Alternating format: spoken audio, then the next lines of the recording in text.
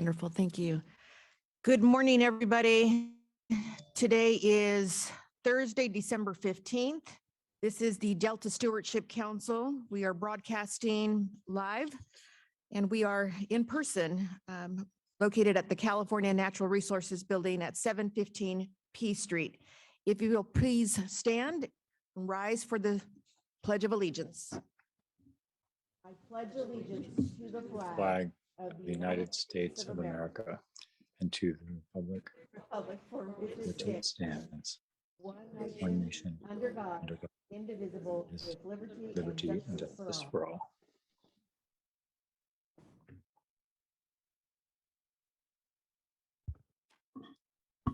We will now recall, roll call, I should say, not recall, roll call.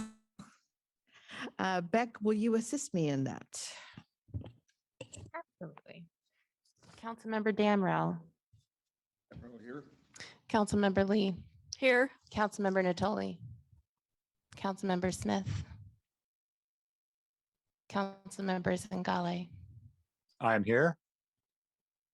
And Chair Madueño. Madueño here. If any member of the public is interested in providing public comment on today's agenda item, any item on today's agenda, please turn a blue card into the clerk or send an email blue card to engage@deltacouncil.ca.gov as seen on the screen. Be sure to note your name and the agenda item that you wish to speak on when called. The clerk will call you up or unmute you if you are participating virtually. At this time, we will move on to the consent calendar, which consists of the adoption of the November 17th, 2022 meeting and meeting summary. Is there any discussion on that, or is there a motion to approve? Move to approve. Moved by Councilmember Damrell. Is there a second? Second. Moved by a second by Councilmember Lee. And we'll do roll call on that as well. We'll start with Councilmember Lee. Councilmember Damrell. Councilmember Zingale. Aye. Madueño, aye. We'll now move on to item number 5, which is the chair's report. Not a lot to report. It's been a short month, but I do want to actually make a couple of comments. I had the good fortune and opportunity to attend this year's Aqua Conference down in Indian Wells, and I was accompanied by our legislative director, Brandon, and our executive officer, Jessica Pearson. It was an incredibly interesting conference. It was also a very, I'm going to say it was informative, but also perplexing in how many issues are surrounding the state of California with regard to water. And of course, we all know that.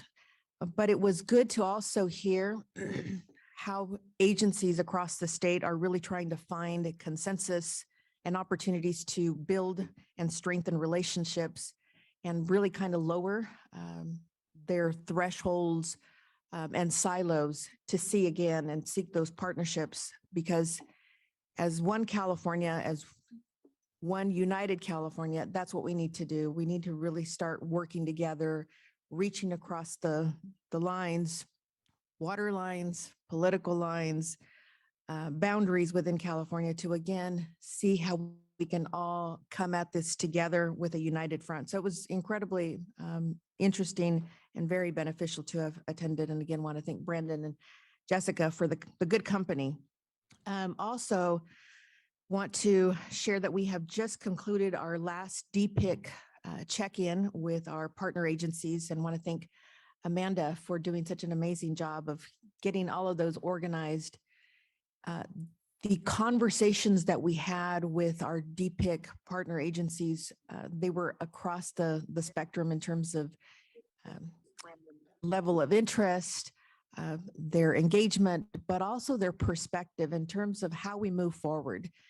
We had some very transparent conversations, cordial conversations, but more than anything, it was great to hear that they all believed DPIC is absolutely essential. DPIC will continue, must continue, but we need to find ways to better engage with all of them.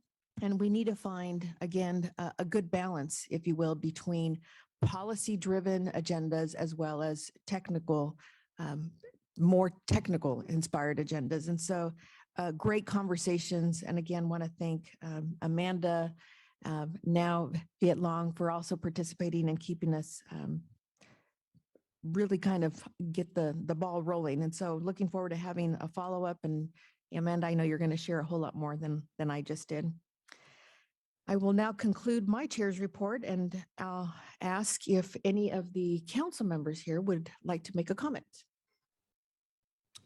Seeing none, we will now move on to public comment. Beck, is there any public comment on this item? No, Madam Chair, there is not. Great. And we will now officially move into the public comment period. And for that, I'm going to turn over to Beck. And Beck, if you will share our public comment strategy. So can we have the blue card slide up, the public comment slide? If any member of the public is interested in providing public comment on any agenda item during today's meeting, please turn a blue card into the clerk or send an email, blue card, to engage@deltacouncil.ca.gov, as seen on the screen. Be sure to note your name and the agenda item that you wish to speak on. When called, the clerk will call you up or unmute you. And with that, Beck, do we have any public comments? We do not. Okay, we will now move on to item number 6, Executive Officer's Report. And for that, we have Ms. Jessica Pearson. Good morning. Thank you. First, just a quick announcement on water allocation. So earlier this month, the Department of Water Resources announced it would set its initial allocation of 5% of requested supplies from the State Water Project in the coming year. This is in response to a potential 4th dry year, and it's done so also in order to conserve supplies at Lake Oroville. So it should be noted that this allocation is an initial assessment and could be adjusted in the future depending on conditions. But this happens alongside the Bureau of Reclamation notifying Central Valley Project water users to be prepared for another dry year with limited water supply conditions. So recent storms have brought the state to above normal precipitation levels for this time of year. But as we saw last year, an early wet start can quickly pivot into a turning off of the spigot. So without sustained storms, we may find ourselves in another year of drought conditions. So preparation is key. For covered action certifications, both of the projects that I mentioned last month from the Central Valley Flood Protection Board related to the American River Watershed Common Features Project can now proceed. Their public review period expired on November 30th without any appeals. And you can view these certifications and learn more about these projects and other projects that we're tracking on our council website. Tomorrow, we plan to submit a comment letter on the Delta Conveyance Project Draft Environmental Impact Report, along with many others who will be doing so. Our comment letter is specifically going to focus on issues related to consistency with the Delta Plan. And there will be an update on the conveyance project planning process at our January meeting is what we're planning. As you know, the Delta Independent Science Board has also been hard at work reviewing the EIR and preparing their own comments. And that includes consideration of the science that underpins the environmental impact report. I do have a promotion to share. Sarah Ward on our team has been promoted to a staff services manager within our business services unit. She has been with us for 3 years as an analyst developing contracts for our Delta Science program throughout the year. In her new position, she will manage the contracts unit and provide her expertise and support for our daily contracting activities, of which there are many. So congratulations and thank you to Sarah for a tough but very important job. We've got our outreach highlights report and our active projects lists in your packets. They're also available online for those listening at home. And just to highlight an example from our outreach highlights report, We have statistics on things like our listserv and our social media and other outreach. Our most popular listserv in the last few weeks was our announcement of the Superior Court's decision on the 2018 Delta Plan amendments litigation. We had more than 700 subscribers open that email. So if you want to get more information like that about what we're doing and how it's being received, then please take a look at that report. We don't have a legal update today, but we do have a legislative update. We've got a new session of the legislature that just kicked off last week. So I'm going to invite up Legislative and Policy Advisor Brandon Chapin and our Executive Fellow Viet Long Nguyen to provide you with an update.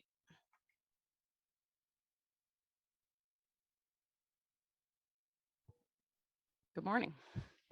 Good morning. Thank you. Good morning.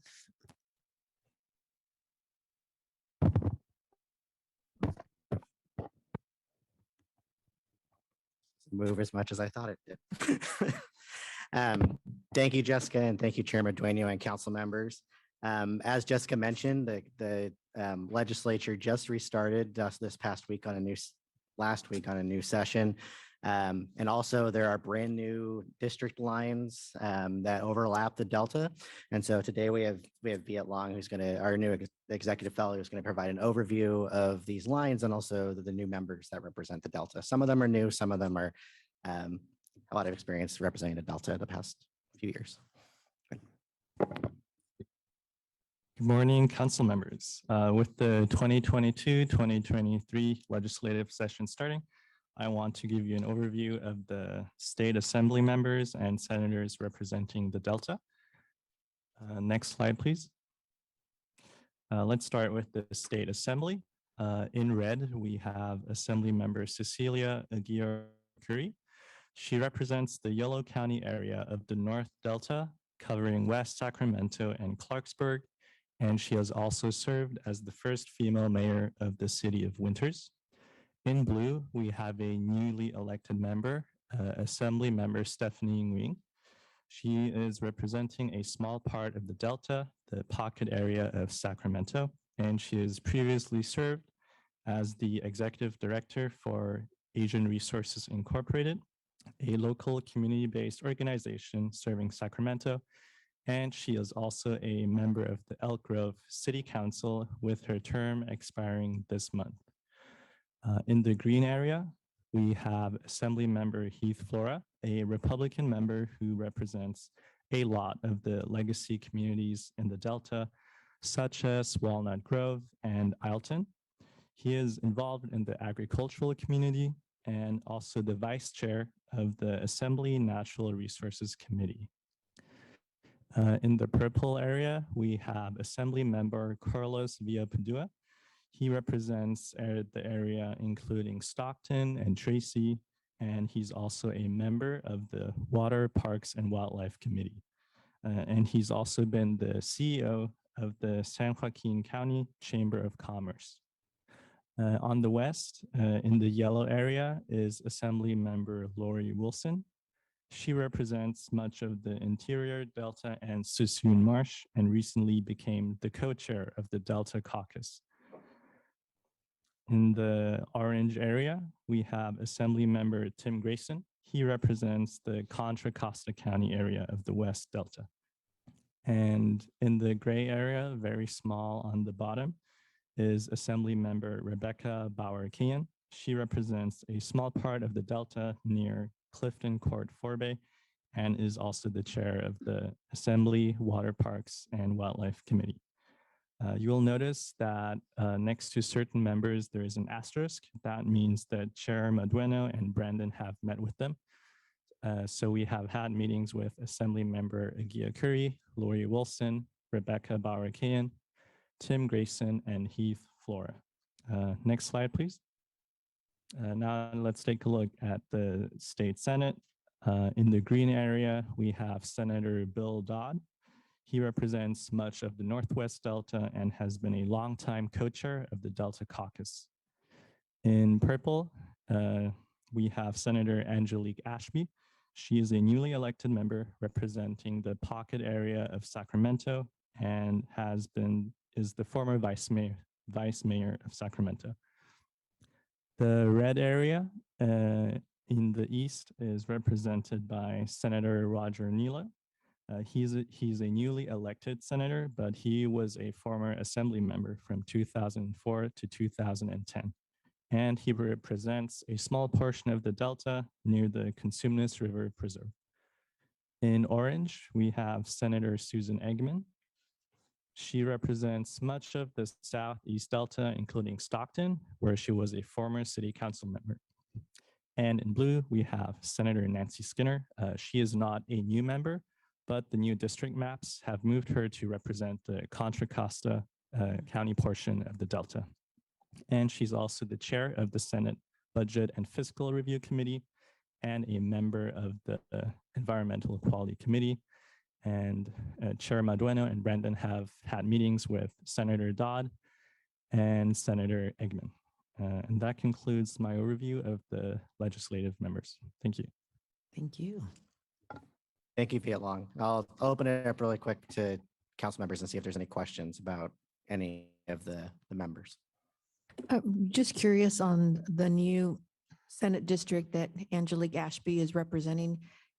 Viet Long, did you say she's just representing a very small portion concentrated in the pocket area? Is that it? Yeah, the purple area on the map in the northeast, that small portion. Okay, Yeah. Great, thank you. Any other questions? Well, it sounds like, Brandon, we're going to go on the road again. Yeah, a few more members to meet with. Excellent. If we can go to the next slide. I just wanted to provide a short, quick overview of the state budget projections at the moment. We're about 6 months into the new fiscal year. And I do want to preface all this that a lot can change within the next 6 months. So this is just information. The Department of Finance provides a monthly update on receipts and other funds that are coming into the general fund. Right now, general fund revenue is up 5%. However, there's a large caveat with that that you'll see from HT Palmer with the Department of Finance, that even though this is above projections, this is based on really low 2021 refunds coming in. So that's provide a little bit of a windfall. And it's still expected, and we've seen that receipts are still coming in behind where they were projected from last year's budget. Including the Legislative Analyst Office just recently released its projection for the year, which is they're projecting a $24 billion shortfall. However, I will preface that also that is not based on a recession. It's just general receipts coming in lower than expected. So this kind of kicks off the dance that the legislature and the governor's office and other analysts kind of start in January. Just this past week, the Assembly Budget Committee released its Assembly Budget Blueprint that kind of highlights their priorities for the year and how they plan on approaching the budget. The blueprint outlines the use of making sure that the balance sheet is used to shift funds between different accounts and different years to try to address some of that shortfall, as well as reevaluating the timing of any one-time expenditures as the year goes on and they're planning, using the reserves as intended, although also evaluating that as we go, as well as any inflation costs that come in. I should note both for the Assembly Budget Blueprint and the LAO projections that this is not necessarily the same projections that the Department of Finance might come out with, which will be released with the governor's budget here in January 10th, or around January 10th. He'll release his initial budget. And then, as you all know, he'll release a May revise after the April receipts start coming in from tax year. And then adoption of the budget is by June 30th. And I'll continue to provide you updates on the budget as we progress through the budget cycle. Any questions on that? No, If you go to yeah, and sorry. I also want to make sure that everybody knows, Councilmember Zingali, if you have a question, somebody needs to let me know. Your hand's up. So thank you. And if we go to the last slide, just one one more update, as Jessica mentioned, the new legislative session opened on December 5th. Everyone showed up with new haircuts, brand new clothes, like the first day of school. We're all sworn in. They have gone back on recess though until January 4th. However, you'll see in your packets that there is already a bill report starting with this year. A lot of these bills are what are called spot bills, and what those are bills that the legislator might have a policy area that they're interested in tackling over the legislative session, might not know what the details of that are though. So they're putting in essentially what's called a spot bill to state their intent to have a bill and start a 30-day clock, because no action can be taken on a bill for 30 days after it's been introduced. So there is one I want to highlight though, that's SB 23 from Senator Caballero. This is related to the governor's water supply strategy. It states the intent to incorporate a lot of the legislative fixes that the governor's requested in that strategy. So it's that senator's intent to try to use this as the vehicle for that. So we will continue tracking that as it progresses through the legislature.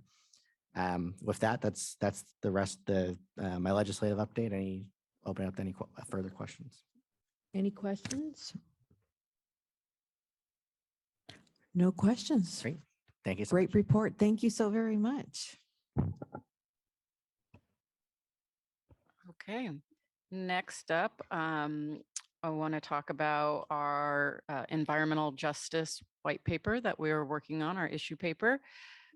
We've been developing this issue paper over the course of the last 12 to 18 months.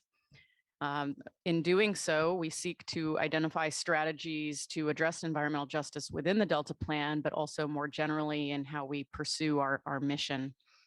Our goal is to summarize the best available science in this issue paper and identify future policy options for the council.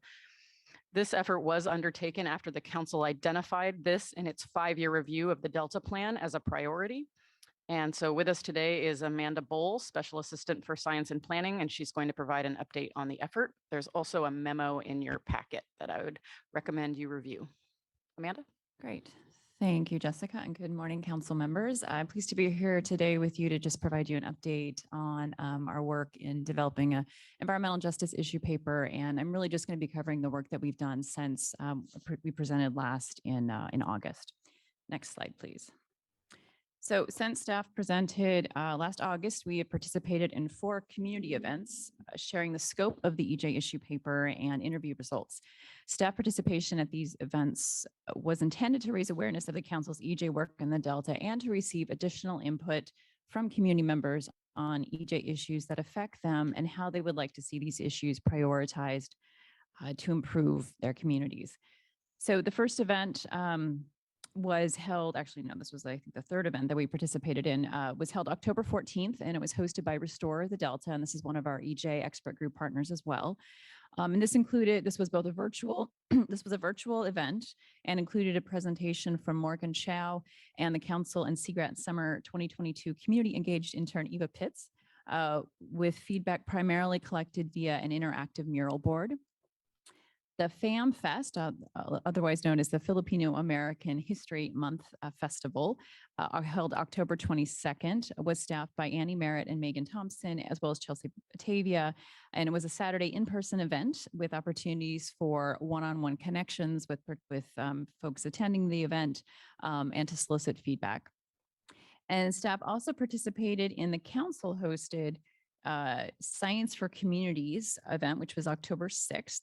And this was both in person and virtual and included opportunities for feedback, both virtually and in person. And then Morgan Chow and Eva Pitts also covered the EJ components of this as well. And then finally, on November 3rd, I presented at the Delta Protection Commission's Delta Heritage Forum, presented a lightning talk. So in about 10 minutes covered kind of the breadth of this work at that event. Next slide, please. So none of this outreach would have been possible without the council, without our community engaged intern, Eva Pitts, who worked with us and with Jess Rudnick in particular throughout the summer. She was instrumental in developing materials and plans for engaging in these events and with community members. and worked with our staff to develop this poster that you see here. And I believe you all received in your packets and is now available on our website as well. And we did scale it down to serve as a handout as well. There's a lot of text on it, but it was a really good place to start just in terms of kind of trying to pull everything together in a somewhat more kind of user-friendly method for community members. Next slide, please. So again, as mentioned, depending on the event, participants either visited our table or our mural board to provide feedback. For two of the events at the Restore the Delta event and the FAM Fest, we also had a raffle to encourage engagement. The raffle was funded through Sea Grant, not through state funds, but it was a good way also just to kind of encourage people to come in and chat with us. Next slide, please. So most of the issues identified by workshop attendees were consistent with the issues identified in the EJ community interviews and from other sources staff have reviewed as part of EJ issue paper development, such as past public comments received by the council, scholarly literature on EJ, and EJ expert group meetings. For example, issues related to water quality and harmful algal blooms were brought up multiple times across most of these workshops. Multiple community members described the need to increase public awareness about HABs and support more research into understanding how HABs impact air quality, water quality, and human health.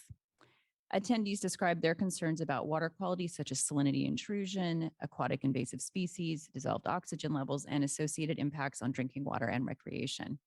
Other issues raised related to unhoused communities, the importance of improving the accessibility of Delta waterways for individuals with disabilities, and the need for more modernized and efficient water management technologies and policies to reduce reliance on the Delta and improve regional water resilience, and the need for better flood management actions, particularly along the San Joaquin River, to better protect the cities of Stockton, Manteca, and Lathrop.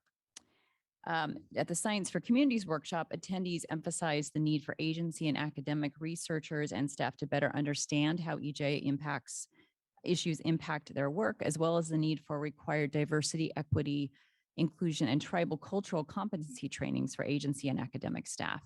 Attendees also stressed the need for more connections between local government and state regulatory agency scientists, including building on the Science for Communities workshop, so that state scientists can better support local community needs. Furthermore, researchers and scientists need to better understand decision-making processes to ensure research is relevant in addressing current issues and is used to inform solutions. So the photos that you see here on the slide on the left is from the Filipino American History Month event, again, FAM Fest also, and includes environmental scientists Andy Merritt and Megan Thompson. And then the photo on the right features Matt Holmes from Little Manila Rising and who presented at our August council meeting. And this is from the Science for Communities event. Next slide, please. So just want to also remind you all kind of where we all are in the timeline and in the development of the issue paper. We are now really focusing on drafting recommendations. We are drawing on the interview data, EJ expert group, and community workshop responses, along with existing literature and available data.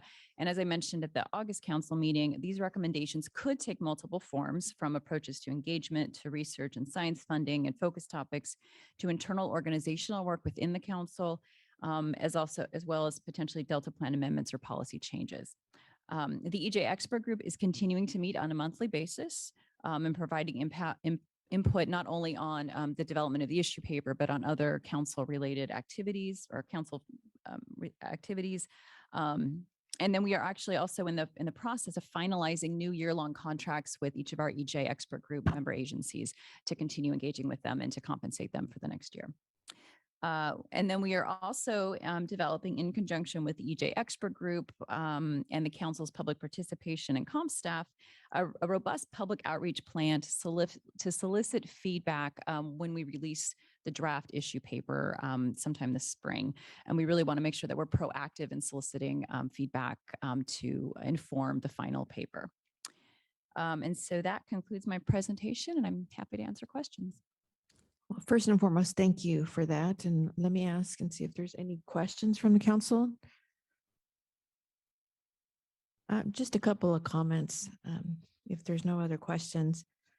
First and foremost, this has been great to see how the staff have really taken this on. It's been incredible. Just had a brief conversation with Councilmember Zingali just a couple of days ago about how I see that EJ work, EJ issues are really starting to permeate and really become a focus and a priority, not just for our agency, but really across the country. And so it warms my heart, but more importantly, I think that this is something that's going to continue to become, I think, a topic of relevance. To see you out in the community at these community events, the Filipino American Festival, and others, for me, that's what real engagement, real outreach is about. It's about going out into the community. And haven't shared this with staff because I think everybody thinks that I go a little overboard, but took the train again. I think it was earlier this week. I think it was on Monday, and sat down and had breakfast at another establishment in just outside of the Delta in Antioch, and talked with the hostess and the server. And they saw that I was on a Zoom, and they saw the people, and they said, "What are you doing?" And I said, "Oh, this is actually about your community. This is about the Delta." Actually, it was the Independent Science Board that I was listening in on, and was sharing with them what their comments were, in particular about the conveyance project. And they said, "Well, what is that? And would that impact us?" And so I, in my simplest of terms, I told them, absolutely. So it's great to be able to, again, have conversations with people that don't normally participate in the process for whatever reason. So I applaud you. I think that we need to do so much more. If we can take a look at events, especially in Stockton, Lathrop, Manteca. A big one that comes to mind is, the big annual Cinco de Mayo festival in downtown Stockton on the waterfront. I think that would be another big one, considering the HABs issues that they've had in and around the Stockton area, and it's right there. So if we can immerse ourselves in that community and do some more outreach with the Filipinos, the African Americans, the Asians, the Latinos. I mean, I think there's a lot of EJ groups that I think we can hit in one event, because it's not just the Latinos that go to this big Cinco de Mayo festival. But again, thank you. I just want to applaud all of the work and continue to be very interested in seeing how this progresses. And thank you for the timeline as well. And thank you and good morning, Councilmember Natoli. We're glad you're safe and sound and here. Okay, moving on. Thank you, Amanda. Next, we're going to do a brief update on our Delta Levies investment strategy. As the council staff works hard to respond to all the comments that we received last month as part of our rulemaking process for the D-lists, I would like to invite Deputy Executive Officer for Planning and Performance, Jeff Henderson. He's going to provide a brief update on the process as it stands and next steps. Jeff? All right. Thank you, Jessica. Good morning, Chair Madueño and council members. I'm Deputy Executive Officer Jeff Henderson, and I'm here to provide an update on our rulemaking process for the proposed revisions to Delta Plan Policy RRP1 that would implement the Delta Levies investment strategy, which we also refer to as D-list. I'd like to extend staff's gratitude to all who submitted a comment letter on the proposed rulemaking documents, as well as to those who took the time to offer public comments at our November 17th public hearing. I'm pleased to share with the council that we received 15 comment letters prior to 5 o'clock on November 21st, which was the extended date that we'd provided for those comments. And we also received oral comments from 13 different speakers at the November hearing, many of whom also submitted written comments. Issues that were commonly raised within the public comments that we perceived to be opposing the proposed regulations included concerns regarding the proposed definitions of terms like levy maintenance, levy operations, and levy improvements, concerns regarding application of the D-list priorities to levy projects that are funded by the subventions program, concerns regarding the council's authority to regulate the Department of Water Resources, or DWR's Delta levy spending decisions, concerns regarding the scope of the economic and fiscal impact assessment that accompanies the proposed regulations, concerns regarding the accuracy of data used to inform the DLIS priorities, requests for the council to suspend or to delay the rulemaking process, and several invitations to visit Delta levies. The council also received specific comments regarding other portions of the rulemaking documents, including but not limited to a recommendation to add a due date for the DWR's annual report to the council that's referenced in the regulations. This council also heard comments at the November hearing from former council chair Randy Fiorini and from DWR Representative Brian Brock supporting the proposed regulations and encouraging the council to proceed with the rulemaking. We're considering all of these comments carefully and preparing responses to them at this time. Based on the public comments we've received, we're also proposing additional revisions and an addendum to the initial statement of reasons, or ISOR, and the economic and fiscal impact assessment, or Form 399. Those revisions include changes to the proposed regulatory language that would modify the definition of levy improvement offered in Section 5001, Subdivision W, to remove increasing the height of a levy from the stated examples of levy improvements, and would also add a March 1st date for the Department of Water Resources annual levy spending report that's described in Section 5012, Subdivision C1. The addendum that we're proposing provides 15 footnote references that were inadvertently omitted from the original ISOR and the Form 399 that were identified by a commenter. We're making these proposed revisions and the addendum available for public inspection and comment on our website at www.deltacouncil.ca.gov/DLIS or DLIS. We're also providing formal notice today to interested parties regarding these updates via mail, email, our council listserv, and through this update at our meeting today. We welcome written public comments on the proposed revisions and addendum beginning today and running through 5 p.m. on January 9th, 2023. So we're providing 25 days for review and potential comments. We'll then respond in writing both to the written and oral comments we received by November 20th, and comments we will receive by January 9th on the proposed revisions in a proposed final statement of reasons, or FSOR, that'll be made available for public review and inspection.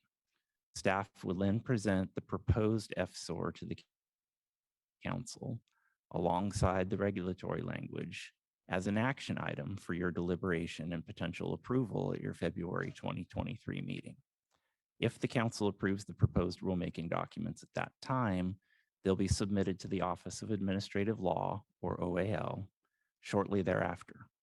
If approved by the OAL, the proposed DLIS regulation could become effective in July of 2023. And I'd like to underscore that in order to complete the rulemaking process that we're currently in, the council must submit its rulemaking action to OAL within 1 year of our original notice of proposed action, which in this case means no later than August 26th of 2023. I'm happy to respond to questions and I anticipate you'll have a few public comments on this matter.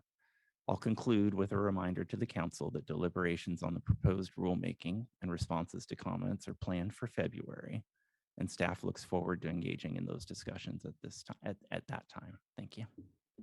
Thank you, Jeff.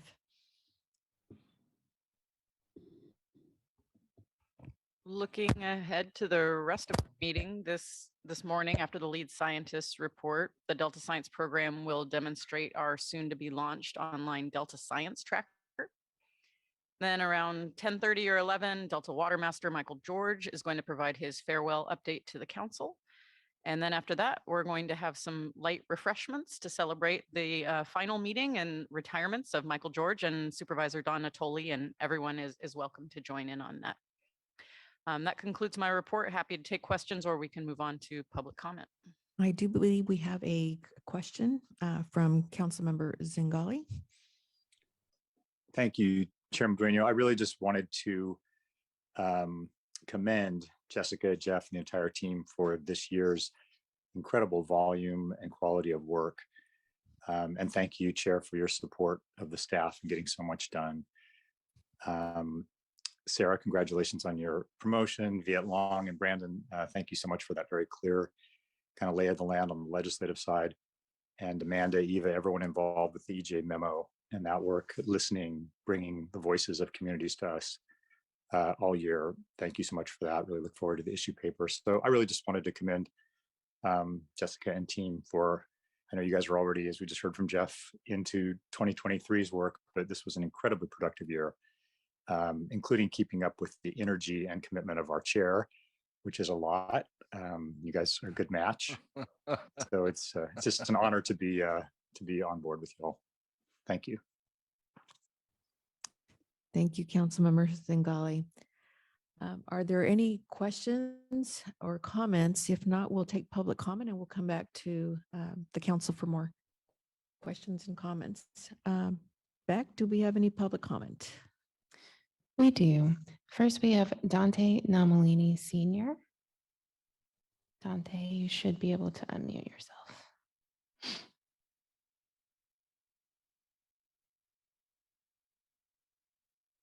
Dante, can you hear us? I can. This is Dante Namalini Sr. Am I the one you're designating here? Yes. Yes, I appreciate the staff's efforts at considering the various comments that the stakeholders have put in. And the period allowed for comment. I think some of the fundamentals that we're concerned about, it doesn't sound like they're being addressed. Our problem in great part is the fact that we've created a situation signaling that many of the Delta levee systems are not a priority. And we think that the system itself is not getting enough appreciation in terms of the interrelationship. In terms of the regulation, I just feel that a regulation is not necessary, and no use fighting over the propriety of regulation, because the recommendation of the Stewardship Council is going to weigh very heavily on what policy is throughout the government investments.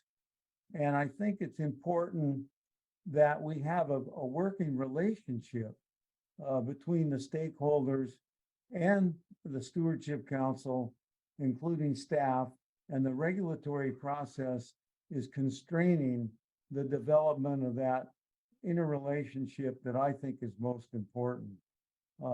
Assuming that we're all pulling together on protection and enhancement of the Delta, the close relationship with those that are on the front line of protecting the Delta and have a stake in preservation is really important.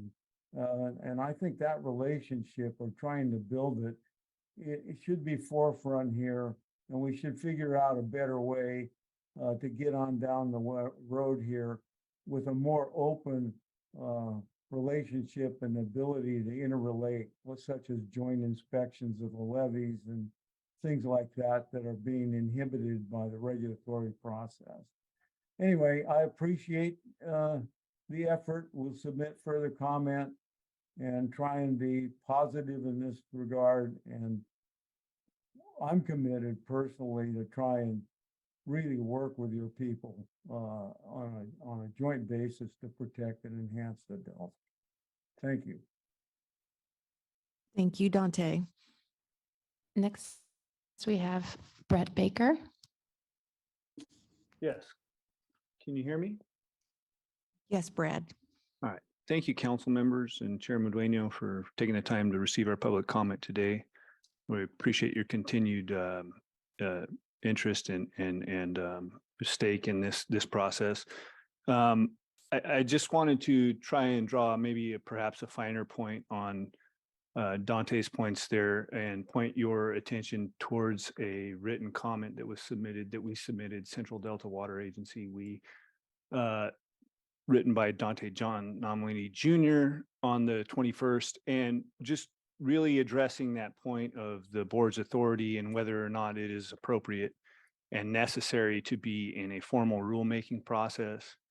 As Dante said, your recommendation, regardless, carries a great deal of weight, and we feel that the formality is inhibiting real engagement and at the ground level, and we just would like to, have that opportunity to be on a levee and show you what we're talking about on the ground, as opposed to, the over air or satellite view. So, yeah, if we could, please get some maybe clarification from your council, your COU and SEL, on some of those issues. I really think that it is inappropriate to be in a formal rulemaking process, and that's really insulating and inhibiting interaction between us, the stakeholders, and the council. So those are my comments. And finally, I'd just like to say thank you, Dawn, for your continued service on the council, and we appreciate all the time that you've spent there, and we'll be missing you. Thanks, Brad. Thanks, Brad. That concludes the blue cards that I have. Is there anybody in the room who didn't fill out a blue card who'd like to make public comment? Okay, seeing none. Thanks, Beck. Again, I'll ask this council if there's any questions or comments.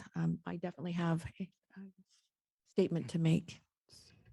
I would just say I find the acronyms a little interesting, the ISOR and the FSOR, and and probably a sore point with some folks. So yeah.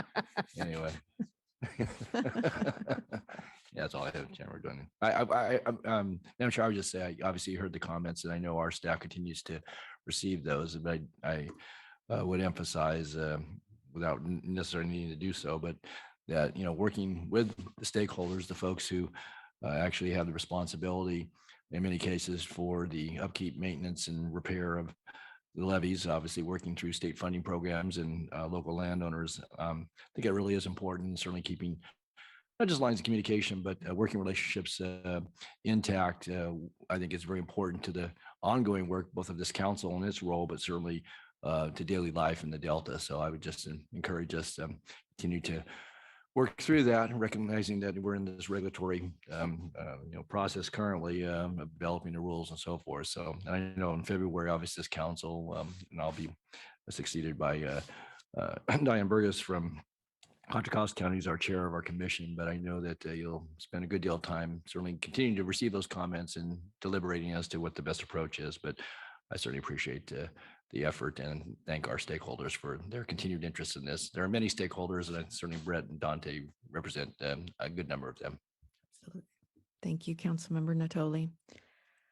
Well, I first and foremost want to express my sincere gratitude and appreciation to everyone that submitted a comment, both orally and in writing.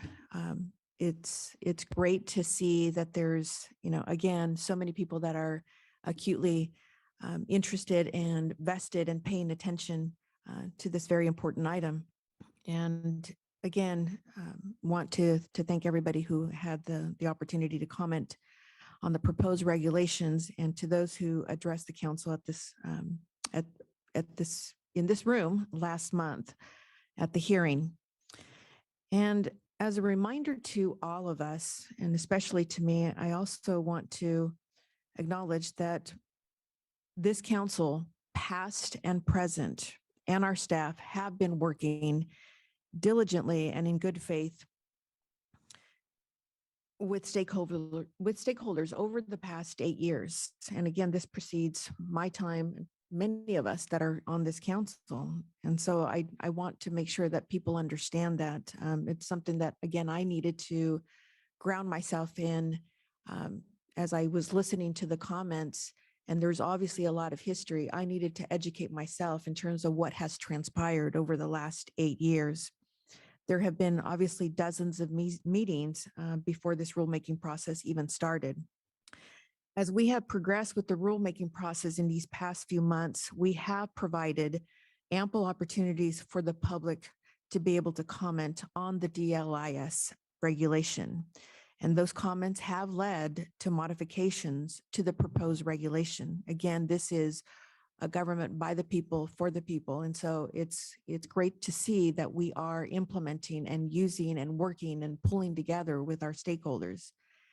As described by staff, there will now be an additional period for the public to comment on these minor modifications. Our staff will then take the time to prepare a summary of each of those comments and offer a response explaining how the proposal has changed to accommodate the comments that we have heard or the reasons why they are not recommending a change. That summary will be concluded or included with the final statement of reasons, which is a document prepared in support of our rulemaking. Again, I want to express my appreciation and thanks to the staff for their hard work in reviewing the public comments. We are working within the precise rulemaking process, and it is important that we stay the course and finish that process by providing staff the time to prepare thoughtful responses to the comments we've received and those that we're inviting during this additional review period, and then bring the proposal to us for a decision. And I, of course, look forward to our deliberations at that time. And again, as Dante eloquently stated, this is about pulling together. This is about working together and listening to one another. And I have complete and utter faith that we will be able to come to some good resolutions. And I've seen that we are working in that venue and in that spirit. And again, want to thank the staff for all of their hard work. And that concludes my comment. Madam Chair? Yes. Becca, I neglected to mention, and I know the invitation has been extended, and I think it would be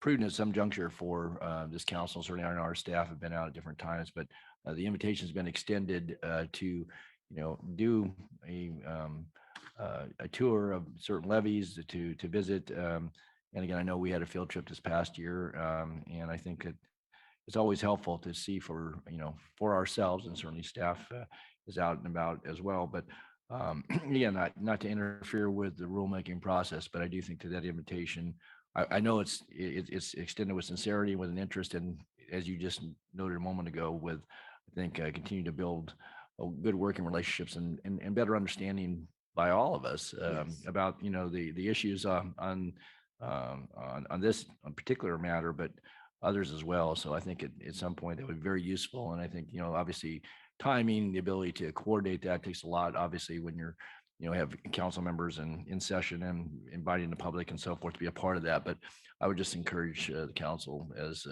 go forward in the early months of 2023 to take advantage of that opportunity and invitation. Thank you, Councilmember Natoli. Absolutely. Great segue into, we learn when we sit and have, again, an opportunity to engage and even to break bread together. And so I definitely welcome that opportunity. I'm sure my peers here on the council welcome those opportunities. We will keep Councilmember Damrell safe and dry. I promise you that. If I have to go in front of you and shield you, I will, but we will get you out on a boat again. How about that? If there is no other comment. So Thank you. thank you. Thank you very much for that excellent report. And again, to all of our staff and again, all of our key stakeholders that participated. Thank you very much. We will now move. I just wanted to call your Oh, attention to, I believe that Councilmember Smith is now with us, Oh, at excellent. least via audio. So is that correct? Okay. I just wanted to Excellent. call your attention to that. Good morning and welcome, Councilmember Smith. And we miss you and we'll see you soon and hope you feel better soon. We will now move on to item number 7, which is our lead scientist report. And for that, we have our distinguished Dr. Laura Larson. Well, thank you for that introduction and good morning to all council members and welcome to the last lead scientist report of 2022. And wow, I feel like I was just saying that in 2021. It's been a very fast but full year. As you all know, I've made it a bit of a mission this year to report back to you on the impacts of the science research that the council funds. And today's research spotlight is a great note to close the year on because it highlights work funded by the 2018 PSN that is especially relevant to management and has even generated some new tools that are poised to make the practice of invasive species management much more effective. And Beck, if I could get the visual article summary displayed, that would be fantastic. Thank you. So if any of you have spent much time on the Delta, you're well aware that invasive aquatic weeds are a major problem. They readily expand to choke waterways. They harbor invasive predators of native fish species. They contribute to stagnant waters and warmer temperatures, and they could wreak ecological havoc that cascades through the system. They're a primary concern of the recreational fishing and boating communities. They might be linked to the increasingly prolific nature of harmful algal blooms, and they've been a major focus of ISB work in their 2021 invasive species report. For these reasons, limiting the spread of invasive aquatic weeds is a top management priority, but it's one that's rife with challenges. So first, control is often done through chemical means or mechanical removal, but chemical means in particular are not so effective in the Delta because tidal and river flows are very large. And so the chemicals used for control quickly get diluted and are less effective than when they're applied in lakes. Second, most weeds, or like most weeds, invasive aquatic weeds spread rapidly. So the on-the-ground situation is constantly changing. And third, they're ubiquitous through the vast area of the Delta. Typically, agencies, primarily boating and waterways, typically spend around $10 to $20 million per year to control the spread of aquatic weeds, but with limited success. So technological and economic barriers have contributed to the limited success of invasive aquatic vegetation control in the Delta. Determining where to prioritize treatment requires having up-to-date information about where the aquatic weeds are, particularly since their spatial distribution changes so fast. Up until recently, though, the most useful mapping has come from aerial imagery acquired from airplanes. However, flights are expensive and can only be run infrequently. Satellites pass over the Delta much more frequently and also take images of the Delta, but until very recently, that satellite imagery has not been convertible to useful maps because the resolution is too low. So does it make sense when I use the term resolution? It's basically referring to the graininess of images. Older iPhones, like I'm gonna show you, but I forgot to get it out. Oh, and I didn't even bring it. Older iPhones, like my personal iPhone, have cameras that take pictures that are only okay by today's standards, whereas newer iPhones, like this nice one loaned to me by the council, can take much better pictures of things like my dog, where you can see every hair as you zoom in. We could say that the newer iPhones have much higher resolution or density of image information within a given area photographed. So the airborne imagery from airplanes is like photos from this new iPhone, whereas satellite imagery has been much more like photos from the old iPhone. But fortunately, just as iPhone technology is getting updated all the time, so is satellite technology. In fact, there's a new satellite called Sentinel-2 that acquires much higher resolution images than Landsat, its predecessor, and at the relatively high frequency of once every 5 days. So in the research that we funded, Christiana Aid and Aaron Hester from UC Merced, together with Shruti Khanna from CDFW and Mui Lei and Susan Ustin from Davis, developed a strategy to produce highly accurate maps of water hyacinth and water primrose distribution from these Sentinel-2 images. So to do so, they had to, in turn, use state-of-the-art artificial intelligence technology. Going back to this iPhone analogy, when you scroll through your photos, your phone is able to detect faces. It puts a little box around faces. And even further, when you go to your photo library, it could show you collections of pictures from the different people that it detects and identifies. This ability relies on artificial intelligence. First, the ability to detect faces and say that they're faces, and then to classify them as belonging to distinctly different individuals. This is essentially what the researchers did for the satellite images.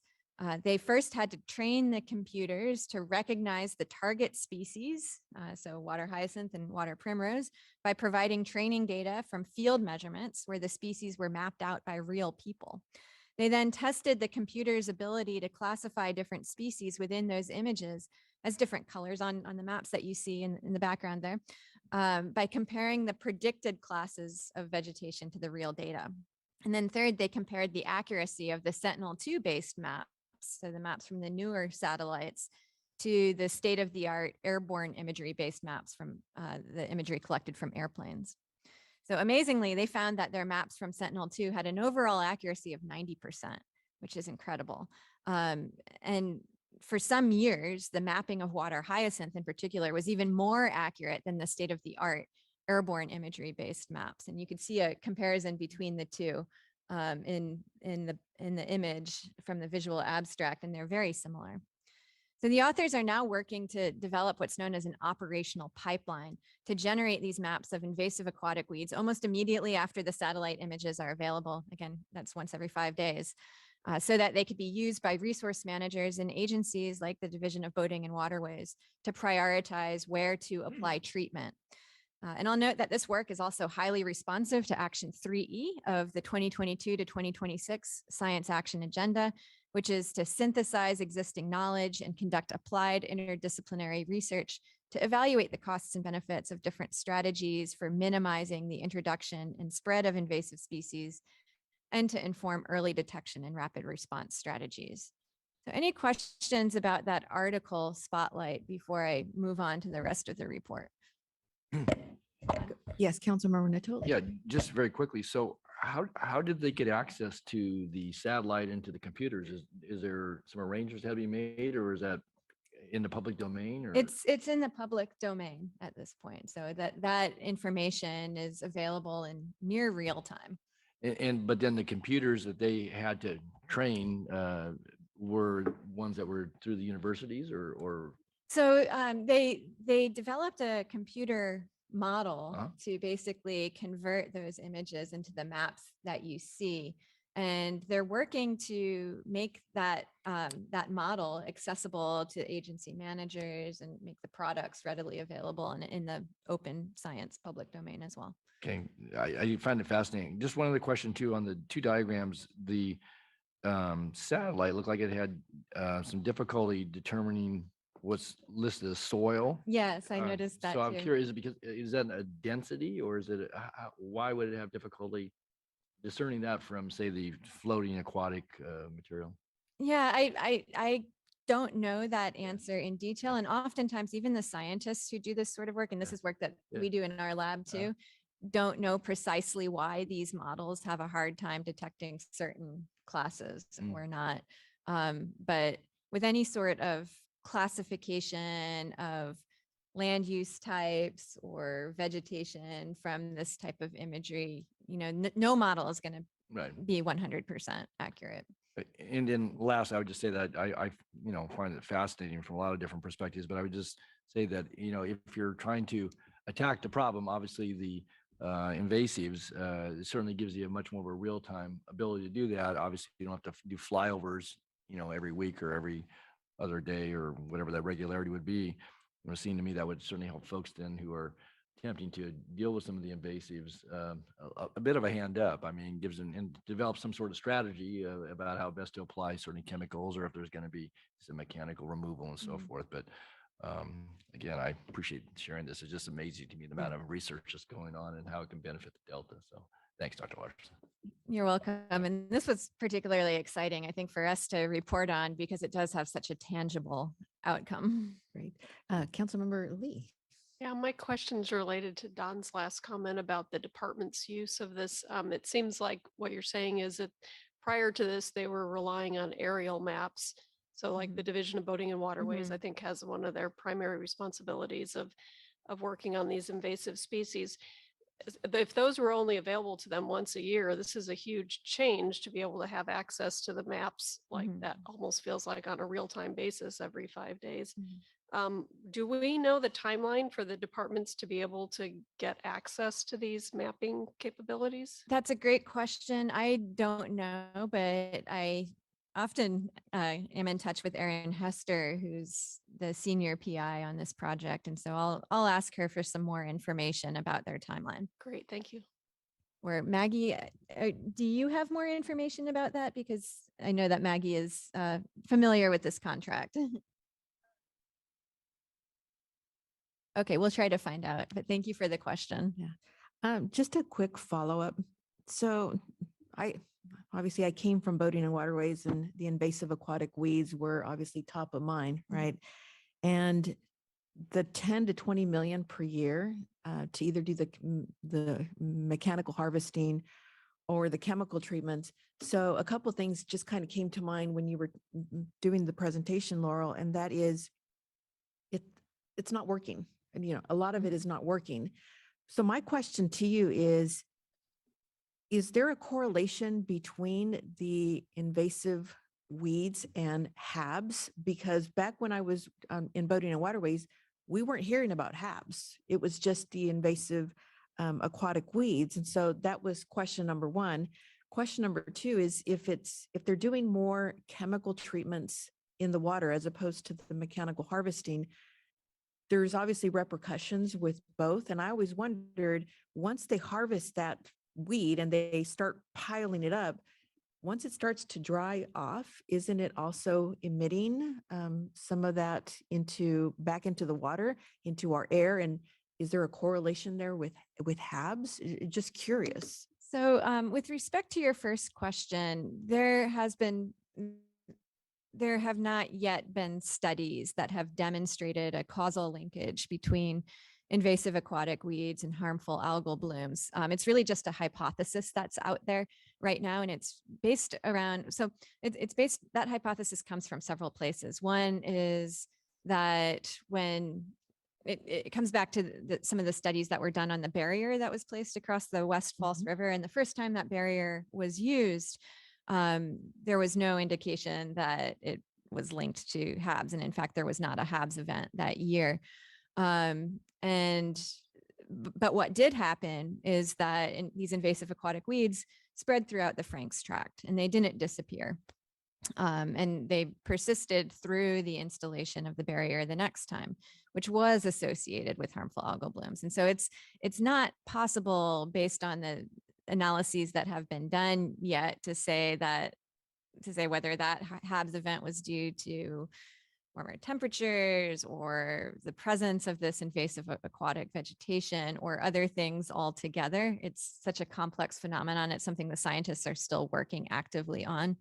But the reason why this is a hypothesis is that when those weeds come into a water body, they dramatically reduce flows, and they can increase residence times. They can lead to stagnancy of the water, if you will. And that stagnancy, that lack of circulation, is one of the factors that can contribute to HABs. So it's really just a proposed linkage based on our current understanding. But more work is underway to try to quantify that impact. And then the second question is basically what happens like once the vegetation is mechanically harvested and it sits around for a while. There is decomposition. A lot of that goes into gases like CO2. I'm not aware of the release of any substances that could lead to further ecological problems. Okay, great. Thank you. Great. Any other questions before I go to the rest of the report? Okay, so I'm going to segue into just an update on some Delta Science Program activities. And many of these exciting updates are from Dr. Jessica Rednick over there. Jessica, maybe just wave. She's the California Sea Grant Extension Specialist housed within the council. And first, I just wanted to remind you all that the inaugural Delta Resident Survey will be launched next month in January of 2023. And the team behind this survey consists of researchers from the California Sea Grant, Jessica herself, Sacramento State University Institute for Social Research, UC Davis, UC Berkeley, and Oregon State University. The survey aims to reach a demographically and geographically representative sample of Delta residents and is focused on assessing the residents' well-being, their sense of place, and climate change experiences. The data collected is going to be used to establish a baseline of understanding for what Delta residents think about Delta issues, understand how they connect to the Delta as a unique place, and how they are experiencing and adapting to climate changes. This aims to address a large gap in our current understanding of social and human behavioral aspects of the Delta. The survey is going to be massively distributed. It's going to be sent to around 60,000 households, and we anticipate about a 1% response rate, which is one reason why it's being sent out so broadly. For those of you who have constituents in the Delta, it would be really helpful if you could help us spread the word about the importance of the survey and encourage the Delta community to respond. So that's one exciting upcoming development.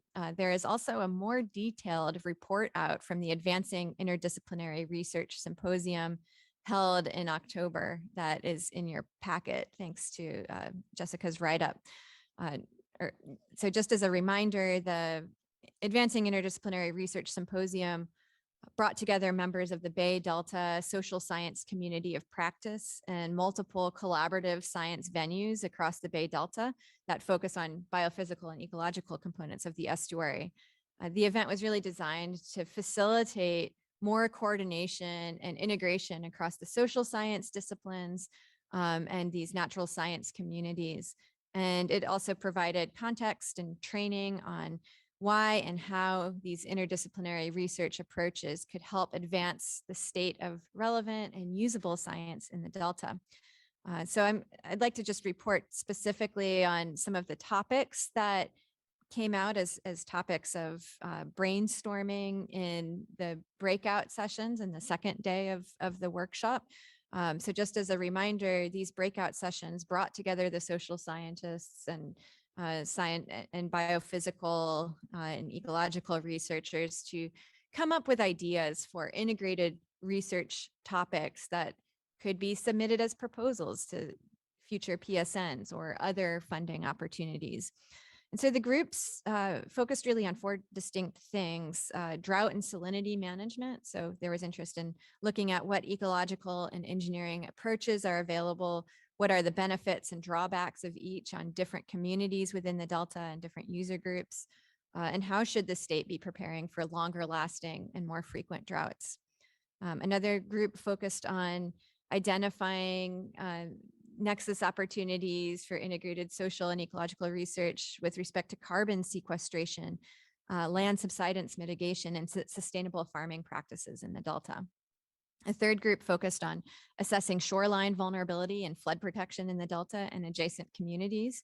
And then a fourth group focused on assessing ecological management approaches for their ability to address stacking or overlaying stressors like combinations of drought and extreme heat waves and invasive species, and still preserve or restore essential ecological functions. So outcomes will be that these groups are continuing to talk. The social science integration team is also planning next year's activities and efforts to further conversations around some of those themes. The community of practice is also working with the science program and the National Center for Ecological Analysis and Synthesis, NCs, to identify a social science topic to have training and further synthesis around in the new year. And I also want to flag for you that if you want to learn more about this workshop, the recordings of the training and the workshop are available on the council YouTube channel. And additionally, can be some materials can be accessed through the Bay Delta Social Science Community of Practice webpage. So in your packet, there's also a more detailed report out from the harmful algal blooms workshop. I did report on that last month, so I'm going to keep my comments here brief today.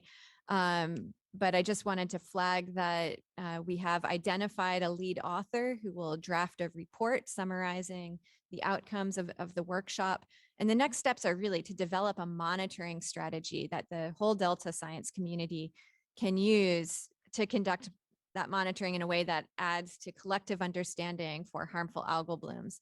And we hope to have this strategy available for monitoring practitioners by mid-2023.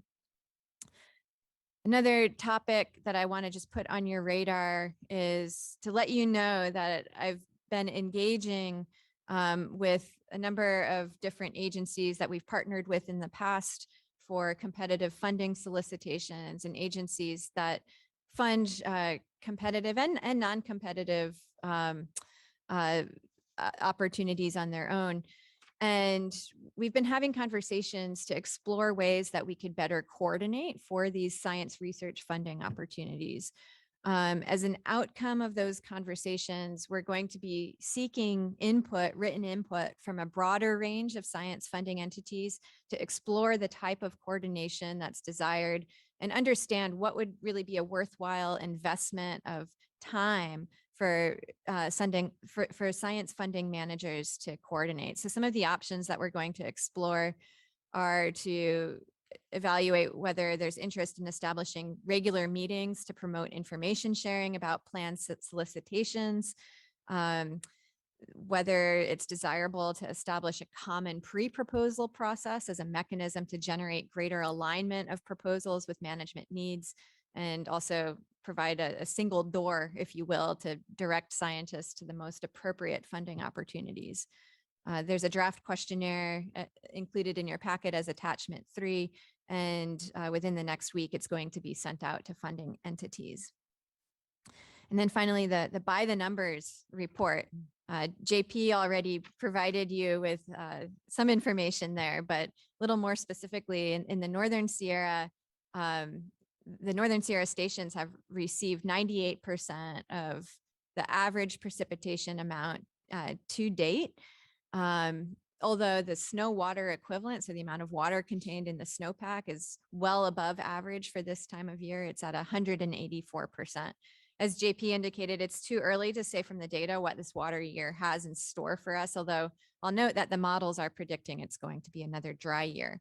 As of now, in the Northern Sierra, we've received much less early season precipitation than we did last year at this time in 2021, 2022.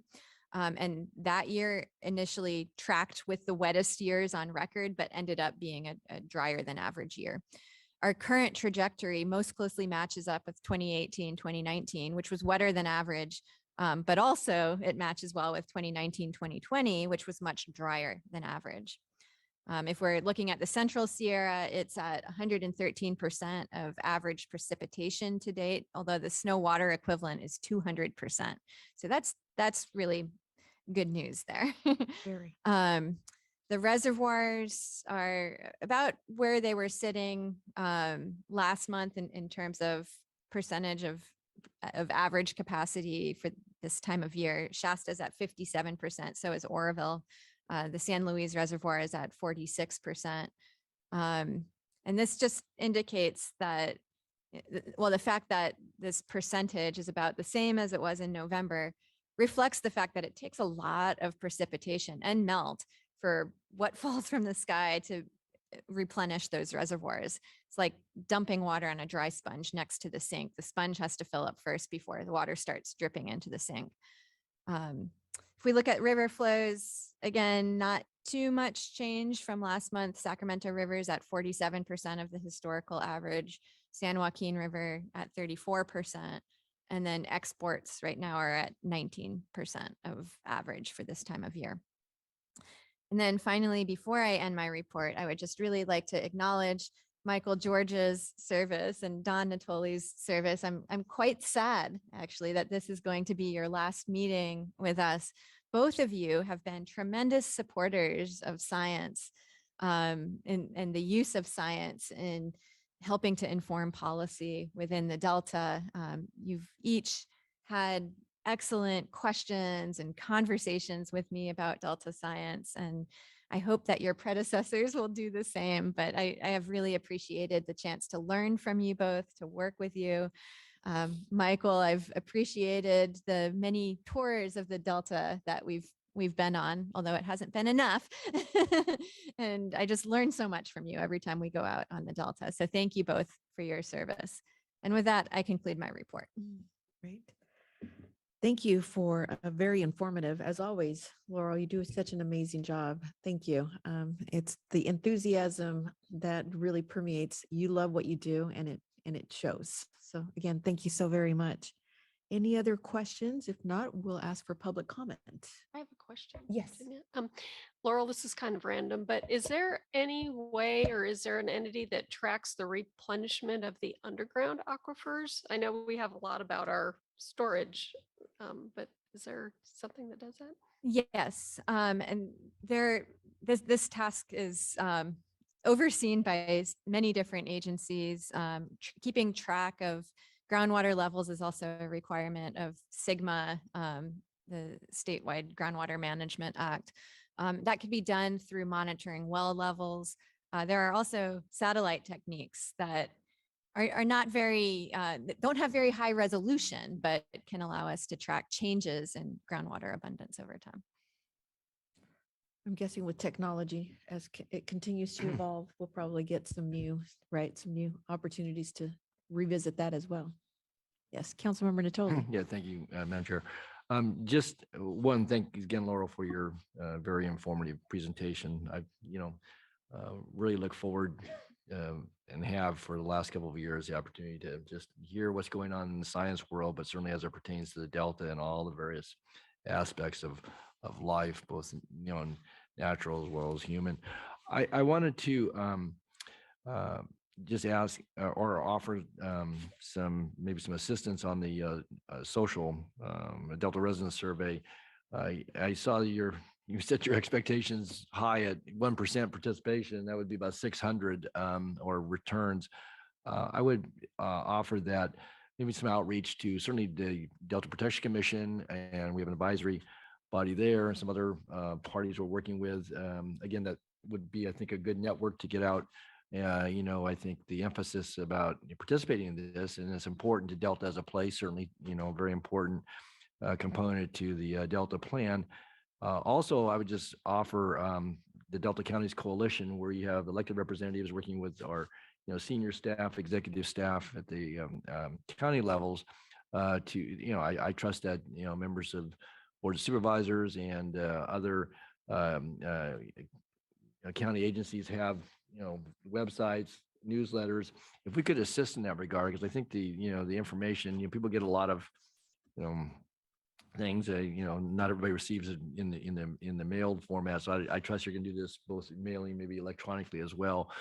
But if we could help you get a better return rate, I think it would benefit not only the research, but also I think the work this council does, and certainly the Delta and Delta residents over time. And I'm just very encouraged when, Dr. Rudnick and certainly you came forward with the social science element of this. And I think it will really serve to inform, but also I think advance some of the work that I think benefits the Delta and its people, certainly the Delta as a place and environment. So if we can help in that regard, and certainly, I will pass it on to my colleagues. And as I said, Supervisor Burgess will be here come January, but maybe some outlets that we can assist with in helping, at least encourage folks to participate in that survey and emphasize the importance it will have, I think, over time in development of policy, but maybe in some of the other approaches that will be developed. And so again, thanks to you and to Jessica both for your leadership on that regard.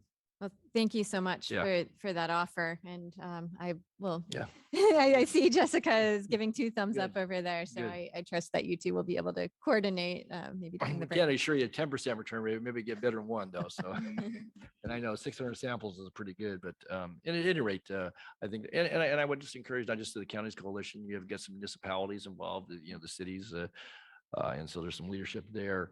If there are ways to, do that, certainly, so it doesn't, impact the integrity of your, research and surveys, I would, offer that as well. So maybe we can help network a bit. Yeah, excellent recommendations, Councilmember Natoli. And, I had the opportunity to listen in on the, on this particular item on the Delta resident survey. And I also want to congratulate and thank Dr. Larson, Dr. Rudnick. I think that this survey and what it yields for us is going to be incredibly beneficial. And I think those are excellent recommendations. If we can expand, if you will, the scope of those that can assist us in providing more opportunities for people to, again, understand what the survey is and the critical importance of them to voice their concerns, their ideas, their thoughts with regard to them living in the Delta, I think is hugely, hugely beneficial for all. So thank you again for that great work. Thank you. And I can't take credit for any of it. It is an independent effort that's being led by Dr. Rudnick, but thank you for those congratulations to her team. Absolutely. We'll move over to public comment. Beck, is there any public comment on this item? No, Madam Chair, there is not. Okay, then we will move on to item number 8, the Delta Science Tracker Program. And again, we have Dr. Larson for that. You will introduce our panel. Yes. Great.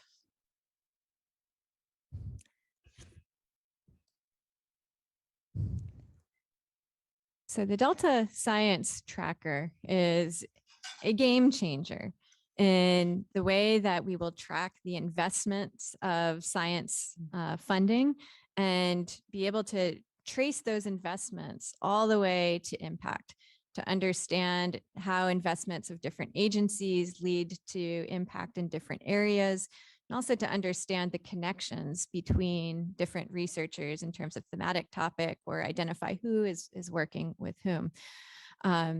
This could be a game changer also for the Delta crosscut budget. And so I am pleased to introduce a panel who will provide you with more details about this years-long effort funded by the Delta Stewardship Council.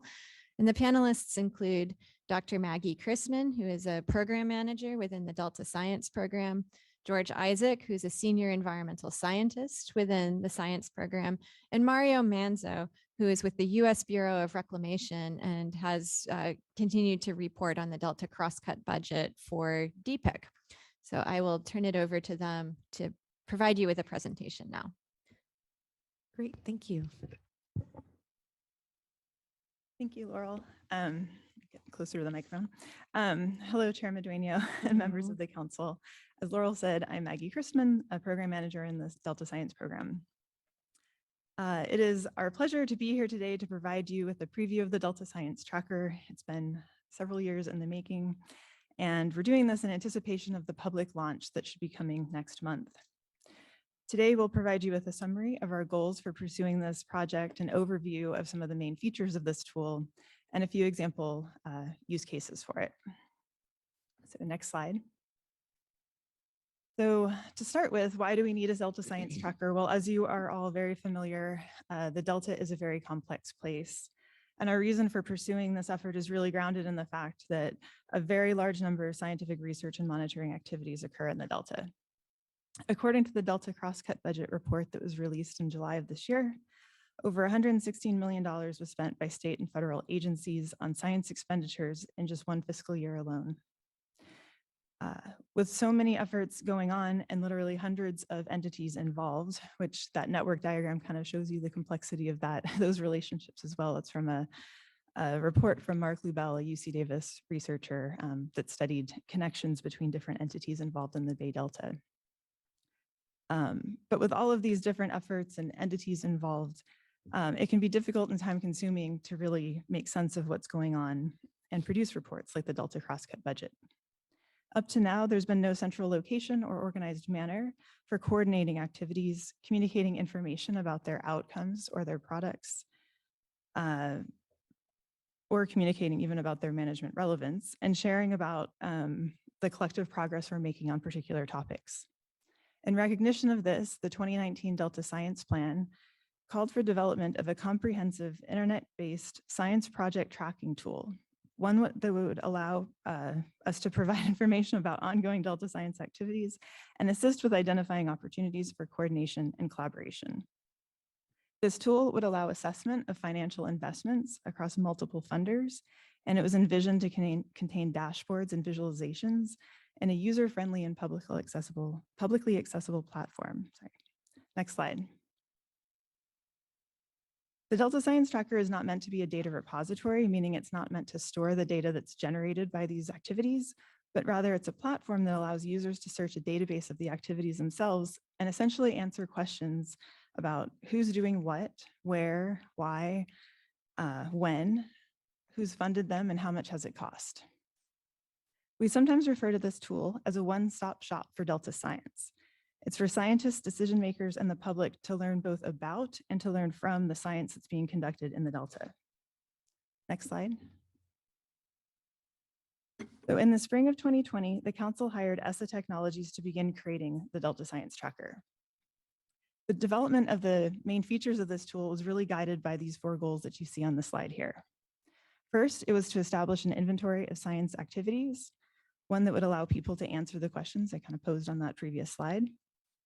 Second, it was to allow us to track funding and progress being made through these activities, such as how funds are being allocated across topics, or how how activities are being funded to address management needs, such as those identified in the Science Action Agenda. Third, it was to foster collaborations. Users can search for who else is working on a particular topic or in a particular geographic area and actually make direct contact with them. Fourth and final was to better facilitate communication about the outcomes of these activities. The products generated by the activities can be available and accessible to users to access directly. So next slide. Throughout its development, several project partners that are involved in implementing or funding Delta Science were engaged pretty heavily. And I'd like to briefly acknowledge their support here on this slide. The Science Tracker was completed this fall, and the tool is currently in use within the council by a number of staff who've been working to ensure that it's functional and that we have an initial inventory of science activities that is robust and complete. With that, I'd like to turn it over to George Isaac to provide a short demo of the web pages that make up this tracker. Thanks, Maggie. Good morning. Good morning. I will briefly go over and highlight some of the features of the Science Tracker now. Next slide, please. Here from the landing page, a user can access all of the science activities by either using a keyword or using some of the filters there, for example, management theme or a lead institution. Next slide. The Science Tracker features 3 major areas for visualizing summarized information of science across the project in the Delta. Next slide. It contains a featured project and a list of recently updated projects on the left side with the council's Twitter page alongside. Next slide. And finally, we want to acknowledge all of our project partners, many of whom are funders and implementers of science in the Delta. Next slide. Here is a typical search page where a user can type in a keyword to access related projects from that word. For example, here, aquatic vegetation was typed in and a list of projects will show up. And clicking on one of the lists will bring up the project page itself. Next slide. Here's a typical project page.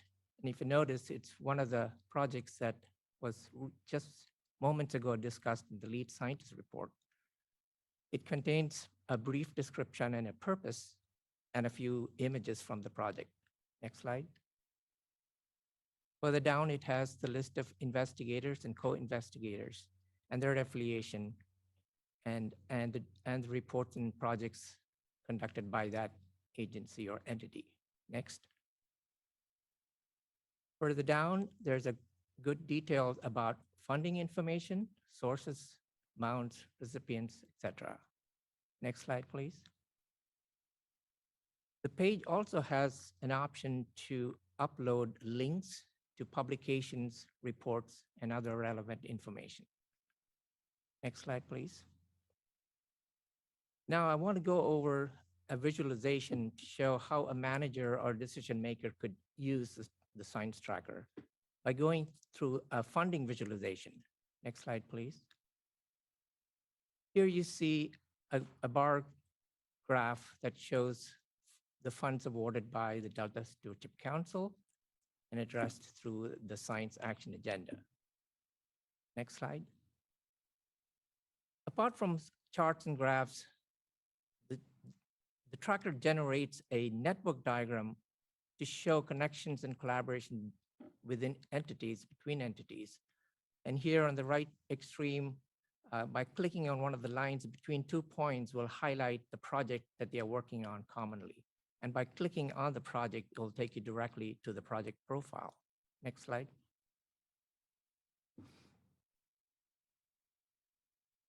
I will stop here and hand the mic over to Mario for his comments on the track. Thank you. Could I just ask a quick question, Madam Chair? Just that last diagram that had all the, Yes. showed one of the outer rings of the matrix. So as things are added, is that then updated? Do other dots appear? And then if research is completed, do the dots disappear or do they still stay on this graph? I just didn't know how, I assume this is dynamic to some degree, but yes, yeah, so. It's an interactive graph, and as things get updated, those dots will appear, and we will retain all the projects in the tracker. Okay. So we will not remove anything from there. So the blob will get more and more dense? Oh, absolutely. Okay. But you can zoom in on it and then move. to Right, well, another. that's why I saw here, which is I find fascinating. Okay, good, thanks. Thank you. Yeah, I appreciate the opportunity to be here today. And it's been a lot of years in the making to get to this point and a lot of hard work by the panel members here to make this happen. My involvement on this happened when we started with the Government Accountability Office report with our cross-cut budget. And that segued into a DPIC funding strategy process. And for the last 3 years, we've been reporting that out at the DPIC processes, but it's always been disconnected from the science. And so we've never had that clear connection. And what I think is phenomenal about the efforts that the team has done to make this happen is integrating the funding and the data and science that are associated with that. It makes it open and accessible to everyone. And I think it's going to be an incredible tool as we go forward. You know, as you can see, and you mentioned the blob, and it's going to get bigger. There's a lot of work that's going to have to go into filling it out and getting that information in there. And we saw that with the funding report too. The first year was a lot of work. There's a lot of groaning, but we got through it. And since that time, it's been a lot easier. And I see that same process with this as we've developed that muscle memory, and then we develop the muscle memory here and folks start using it. I think we'll see that success as we go forward, and really appreciate the work of the panel here to make this information available. Makes Reclamation's job super easy because there'll be the cross-cut budget. We'll just click buttons.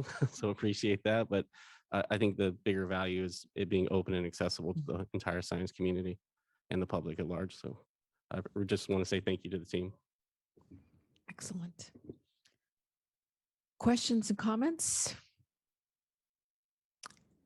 Number one, I just want to say this is fascinating. I mean, to go through your platform and for an agency to be able to go and see, oh, let's see who's working on invasive aquatic species. How much money has been spent? Mario, I'm just going to say you were the rock star of the last DPIC meeting. I'm just going to say that. You know, it was my first DPIC meeting, and that was actually one of the. Sorry, Amanda, I didn't confess this to you earlier, but being the Catholic that I am, I have to confess. Mario's name was actually mentioned a couple of times by some of the agencies that said, you know what, that was probably the best information available. Clearly, people want to know where money is being spent, where the science is being applied, who's doing what. This is fascinating. Absolutely fascinating. Kudos to whoever decided to come up with this platform, because this really is an essential tool moving forward. I think from a layperson's perspective and from somebody who, you know, who comes from private enterprise, you know, we want to know, right? We want to know where the money is being spent, how it's being spent. Is it really being utilized to the best extent possible? And from the taxpayer perspective, you know, this is also another great tool to show the return on the investment. And so I think this is fantastic. So is this already in operation? How's the rollout going to happen? And George, I just might want to say that you're the second George Isaac I have known, and quite I'm going to say quite knowledgeable. So thank you, George Isaac number 2. The tracker currently has about 300 projects uploaded. Wow. We're working really hard to upload as much as possible because that means the summarized information will be more full and have more value to it. We are projecting the platform to be available and publicly launched sometime in January. But right now internally, we are reviewing it from all the science program staff are reviewing just to, catch any bugs or any quick updates. Thanks. Excellent. Does George need to repeat everything he just said? I'm just giving you a hard time. I have a question. Yes, Councilmember Lee. Hi, you kind of touched on this. Right now, you've got 300 projects uploaded. Who's responsible for uploading the project information? I know initially there's going to be this big dump to get caught up, and then on an ongoing basis, is that DSC staff responsibility, or is it sort of the science community is expected to volunteer? How does that work? Great question. Yeah. So we've been discussing how this can be a success, and we've got a network of agency folks, our project partners, and many of whom are already waiting and wanting to upload their projects. So we will be forming a smaller work group as soon as this goes public, and we hope that they will, help us upload as much as possible. For us, from the council, from the science program, we have language in some of our contracts to have the principal investigator or the contractor upload. And some of our project partners are also thinking about that and very encouraged and wanting to do the same. So we are hoping that those kinds of mechanisms will help in uploading all the projects into the tracker. Wow, this is fascinating. Yes, Councilmember Nicole. Is this model being used elsewhere in government? As I can tell you, like the Department of Defense, it might be great to know, how monies are expended across the various branches of the military, all the research. I can think about numerous applications in human services where, even at the local level. So is this is this type of tool? It requires obviously an investment. I get that. And it requires, the currency of being updated, but because it seems to me that this is useful to not just decision makers, but to the general public, to folks who, in this case, obviously scientists, people doing research and so forth. But I mean, if you had this available at different levels of government, it would be very informative. And I think it would help inform investments, but certainly decisions, and be a very useful tool. So I'm curious, is this being used more widely? These kinds of platforms are available, but not exactly the same. In the very early stages of the development, we did some research into other platforms of such kind. They all have their own individual purposes and needs. So we had to cater this down and tailor it and develop it for our needs here. Yeah, I've seen the dashboards and so forth, different applications of that. But I think the tracker, I mean, just in and of itself, I think has a positive connotation, but that folks can reach in and find out at any point in time. So anyway, well, kudos to all who've worked on it, certainly to you and George and to Mario and to Maggie and to your team of folks. I think this will be very, very useful. Thanks to Jessica and folks for leadership on this. I think it'll be a real useful tool going forward. Thanks. Exciting. Yes, thank you. Again, I'll ask if there's any other questions or comments. If not, we will move on to our next item. Thank you again to our great and distinguished panel. No public comment. No public comment. Okay, thank you. Thank you for keeping me in check. Thanks, Laurel. Mario, for saving you any time, I'm sure we have other ideas for how we could use that time. Stay tuned for that. Okay, moving on to item number 9. I'm looking forward to it, but I'm not looking forward to it. This is the Delta Water Master update, and I will let our executive officer make the introduction. Thank you. Well, Michael has been the Delta Water Master now for 2 terms since 2015 and has announced that he will be retiring at the end of his term in early January. And hopefully soon we will know the appointment of his successor. With his extensive knowledge in water law and the time that you have dedicated to being in the Delta and building those relationships, I mean, it's nothing short of impressive. And I want to thank you for what I see as a real material impact in advancing the council's mission through your work and keeping us informed. And just personally, because you've been such a booster of the council's role and our work in ways that were extremely important to us, especially being such a young agency, you being out there as an ambassador has been hugely important to us. So thank you for that. I look forward to your report and I look forward to celebrating you a bit afterwards. Well, thank you very much. I'm pleased to be here today, and I'm pleased to be joined by my colleague, Lindsay Kameyer, who is part of the continuity of the Office of Delta Water Master. She's the senior water resource control engineer, and actually she is the brains of the outfit and the principal in our office on a couple of the major initiatives that Jessica refers to, and I'll be reporting upon a little bit today. Next slide, please. In my final report, it seems appropriate to look back on my 8-year tenure as Delta Water Master, which is the best job I've ever had in my career. For a lot of reasons, it does seem as though we have made some real progress. It's hard, unless you step back and look at it, to recognize that kind of the step-by-step approach has really accomplished a lot. But it also makes sense to look forward. What's undone? What's yet to be done? What are the hurdles that we've got? What are the tools in order to deal with those hurdles? So as I come to the point of handing off both my authority and my responsibility, on the slide you see here, it says successor. We had expected that there would be a successor named by now. The application for the Office of Delta Water Master closed on October 31st. As the chair and the exec know, there were 7 qualified candidates. Based on the applications, that was cut to 4. The primary interviews for the 4 candidates was the week before last.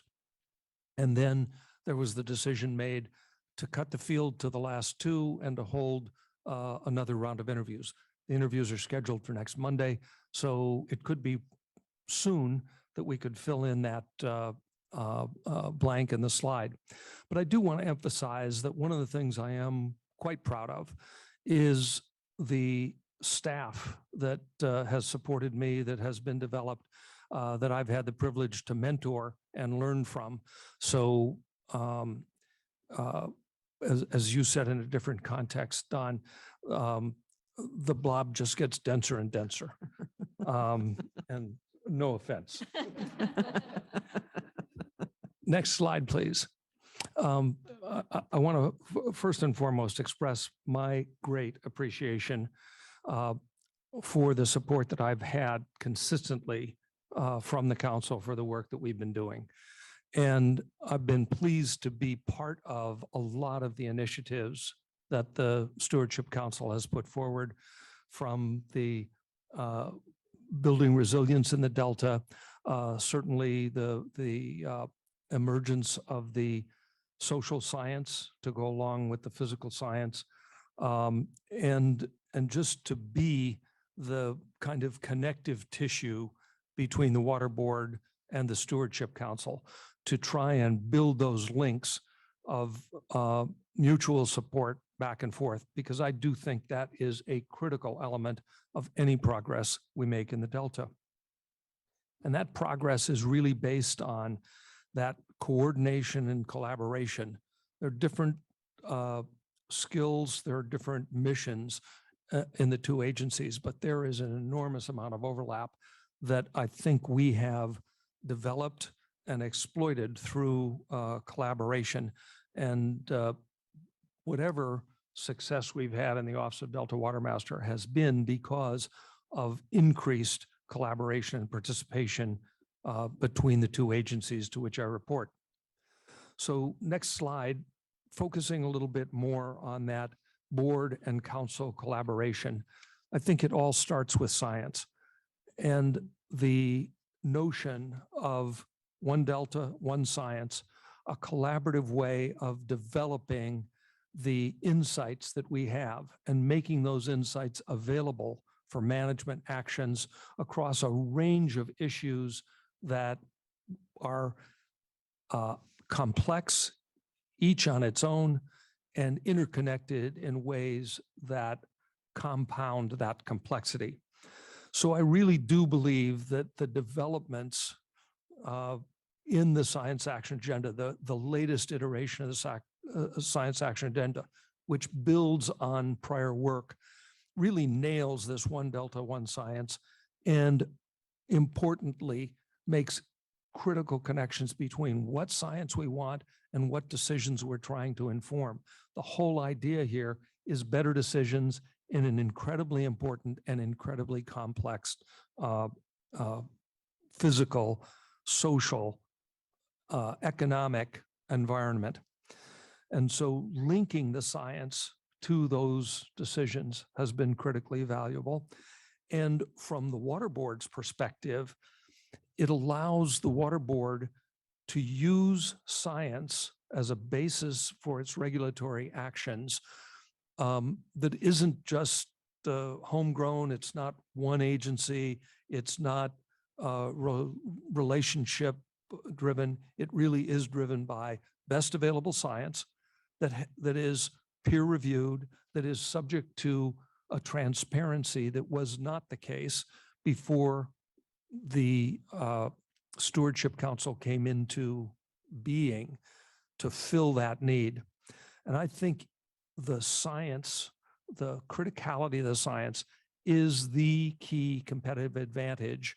And when I talk about competitive advantage, we really don't have competition among agencies, but we do have competition for the mind share to collaborate, because we've all got our agendas, we've all got our missions, and taking time away from what we view kind of in our stovepipe as our mission to look beyond what we do and to try and coordinate with what others are doing. I think this is the critically important part that was a gap before the Stewardship Council came into existence. And that leads directly to my next point about the Delta Plan Interagency Implementation Committee. And, you know, it's a tough moniker, but it's a critically important entity. And in many conversations over the last year or two, where we've been frustrated by the extent to which we can coordinate and collaborate, many of us have said kind of in private conversations, if DPIC didn't exist, we'd be trying to create it, because this forum in which you can get all the 17 different agencies, state and federal, to come together, not just to have a meeting every quarter, but to really exchange insights and information and agree on actions. And I think that's been the weakness in DPIC. And because we sit and say, if it didn't exist, we'd be looking for something like this, I think the response should be, and generally is, that we should empower DPIC to do what it's capable of doing. And that means that we've got to prevail on the heads of these seven agencies to commit to DPIC, to actually show up, participate, and commit to actions. And as one of the individuals who sometimes substitutes for one or another of my bosses, I think the challenge that we always have is all the people who are the principals on DPIC are busy people with big agency responsibilities. And this goes back to the notion of the competition for mind share. Getting the principals to be here, to listen, to learn, to participate, to contribute, and then to commit to action. That's been the weakness, in my view, over the 8 years. Part of that has been situational. For a long time, there was litigation about whether the Delta plan was the legally enforceable plan for the Delta. So did it make sense to make commitments to implementing that plan before it was clear that the plan would get over the litigation hurdle? Also, the chair of the council is the chair of DPIC. And there has been change there from Phil Eisenberg, who was one of the architects of the 2009 Delta Reform Act and clearly had a vision for what DPIC needed to be, put it in there, and had the chutzpah and experience to drive it. But because the litigation kept it in abeyance, notwithstanding his considerable leadership skills and dedication, there was that missing piece. When it handed off to Randy Fiorini, again, someone with deep experience, a lot of credibility with a lot of constituents, still there were some tools lacking. One of them that the prior panel just talked about. Randy was one of the significant conveners to say, we're not going to get more science. We're not going to get it better integrated until we know what we're starting with. It's a Tower of Babel. We've got to figure it out. And I remember when he called on Mario to work on that crosscut budget. And I think if Mario had any idea what was involved in trying to get all those agencies to contribute and how many iterations it would take to make it a useful product, he would have slipped out the back, Jack.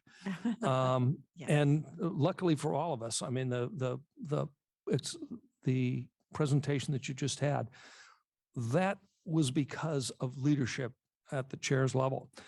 When Susan came in, one of the critical issues before the council and before the Delta was the at that time Twin Tunnel project, and unfortunately the chair of DPIC had to recuse herself. So the most important issue she was recused on.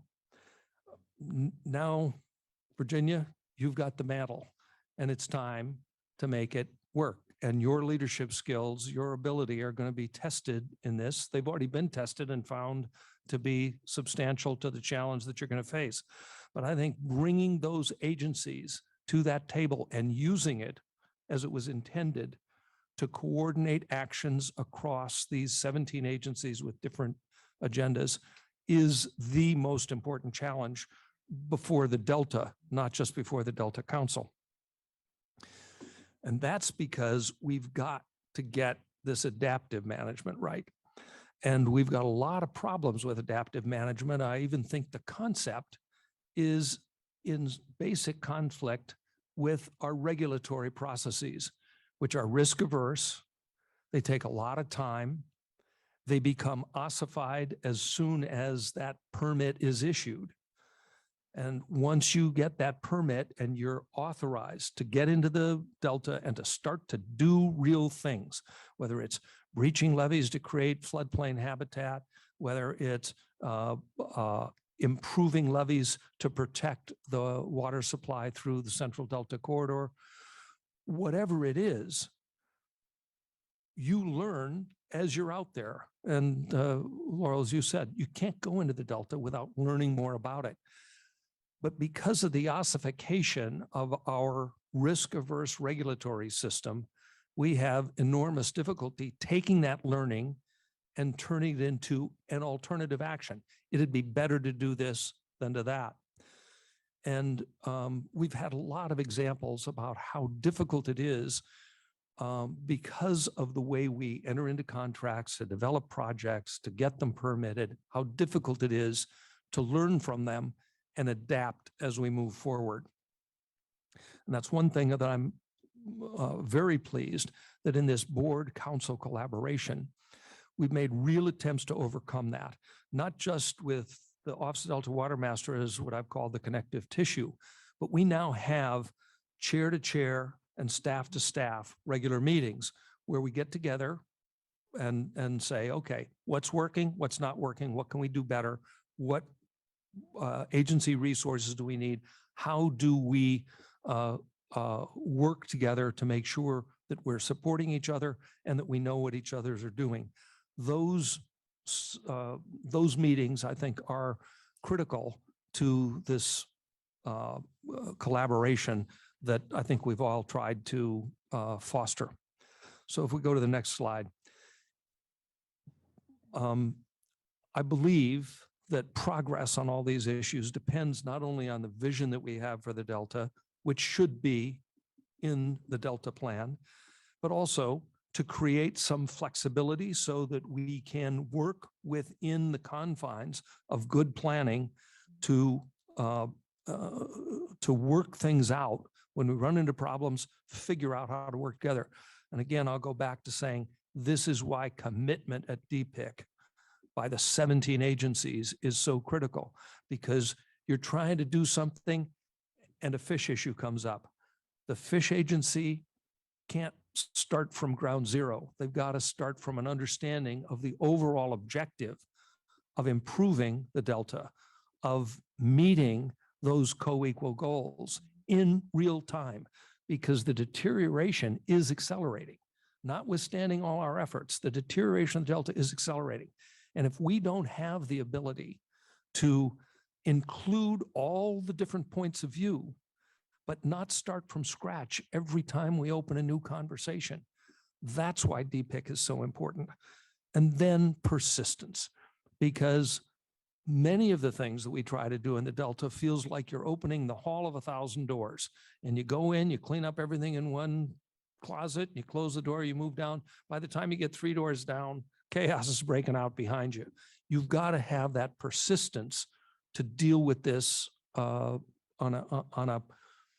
a basis that shares a vision, is inclusive, brings in learning, includes flexibility, but by God, we got to get stuff done. And so how do you do that in the Delta? I think to the extent that my experience is any example, it's outreach, it's listening. You can tell people no, you can tell people we're not going to meet your objective after they know that you've heard what the objective is and they've understood and had some transparency around how their objective has had to be balanced against other objectives. It's not rejecting their point of view. It's not rejecting their needs.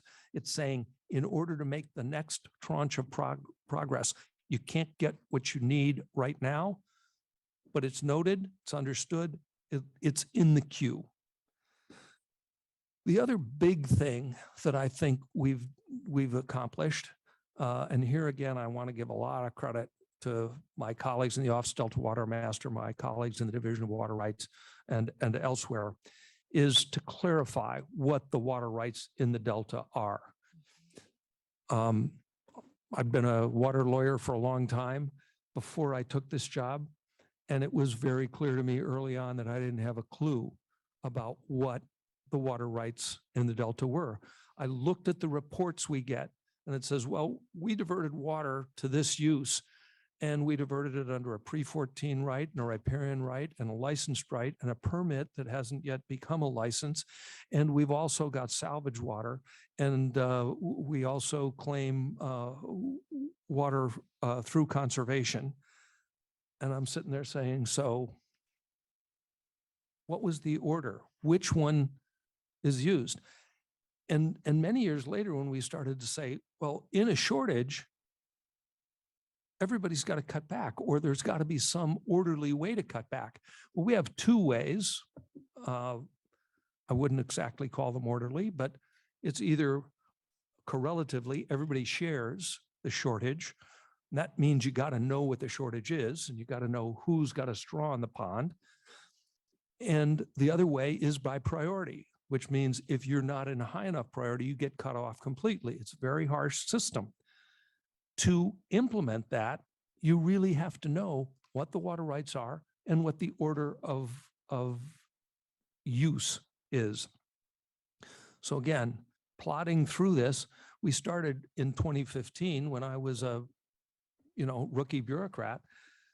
The Division of Water Rights sent out an information order to all the water rights in the Delta and said, bring us your information, tell us what your water rights are.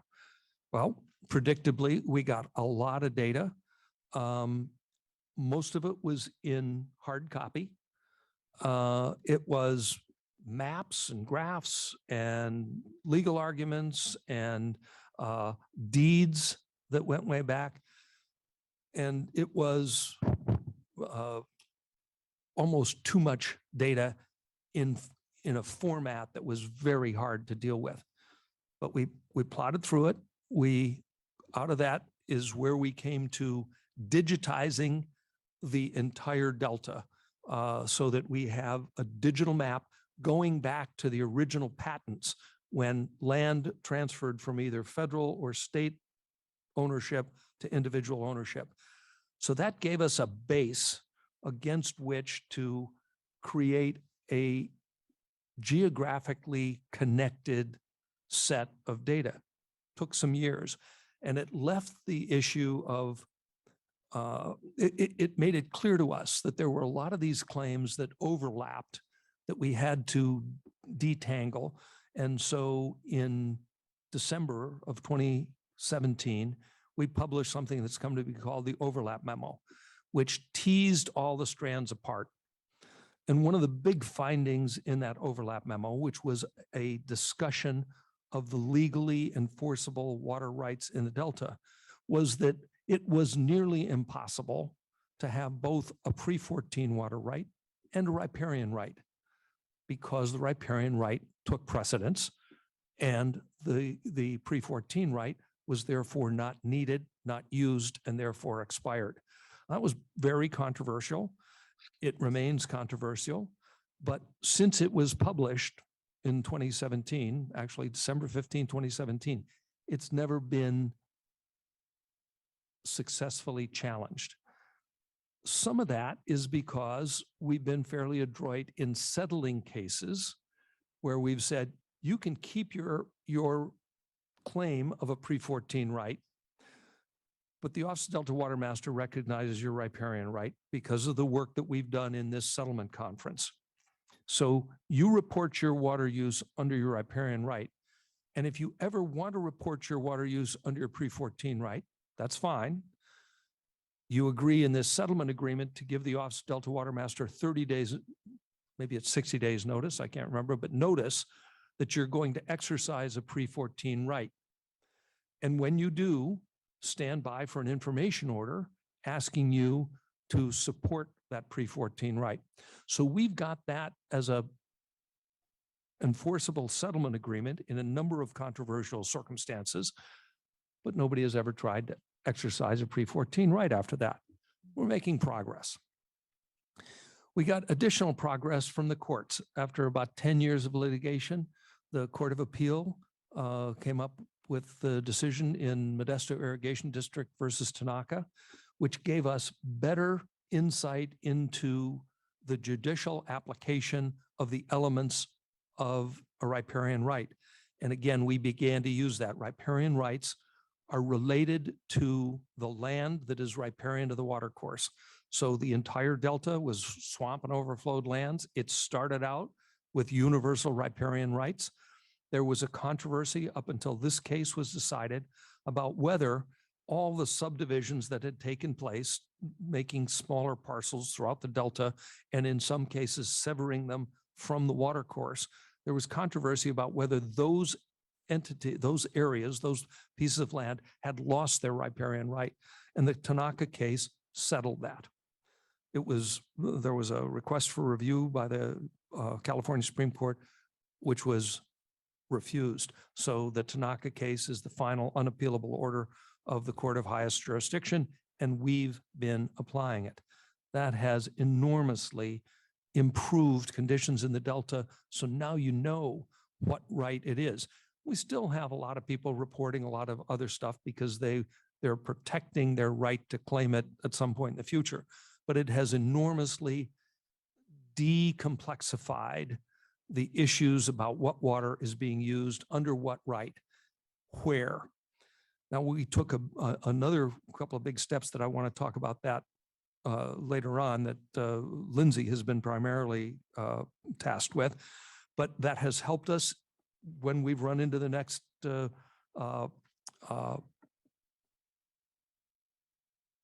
droughts and needed to curtail water rights, knowing what the water rights were, how they should be approached. And I'm pleased to say that as a result of that, the riparian rights in the Delta did not, even in these 2 droughts that I've lived through as Delta Water Master, even in the second or third year of those droughts, there were no curtailments of the riparian rights. There were curtailments of some of those other rights, but we knew what we'd get out of curtailment of those other rights, and we knew what senior rights were left to be exercised. So the understanding of applying that challenging curtailment tool built on the clarification of water rights. That clarification has also helped in ancillary areas like flood control and master planning, particularly in the southern part of the Delta. We have now a Southern Delta master plan for recovery that could not have existed if we didn't have certainty under what the water rights were in the Delta. That's also important for water transfer policy. A lot of places that don't have enough water of their own contract with places to get water. Much of that water needs to be transferred across the Delta. We got to know where that water is. We got to be able to account for it. We got to watch it as it goes through the Delta and gets delivered to its ultimate buyer.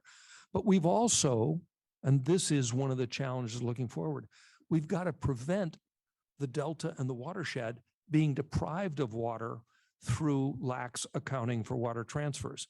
The best example of that is in groundwater transfers. So take someone in the Sacramento Valley who has incremental water. They've got surface water that they can transfer to someone south of Delta and help ameliorate the place of deficit. And they sometimes use groundwater to recover.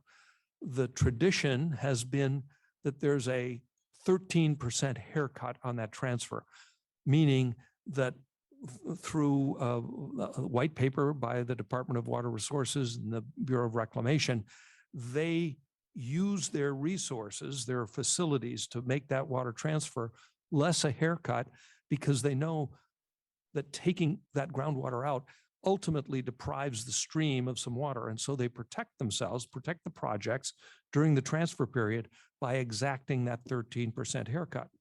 Well, what we've started to say is that's fine for DWR and the Bureau, but it doesn't really identify the deficit that is ultimately going to be felt in the surface water system, because that groundwater depletion is going to hit the integrated surface system at some point. Figuring out what that point is and dealing with it in the transfer context is one of the next big challenges there. We're probably next year going to move to a 25% haircut, at least in some transfers. But ultimately, we've got to get to where Colorado has gotten, because they did these reforms in 1969, had about 35 years of litigation, but now they know how to do it. We've got to be able to do that here in California. So let me go to the next slide and say what you've heard me say in many, many circumstances. Water management depends on reliable data. And this is, again, going back to why science is so important. We don't want to have arguments about what the data are.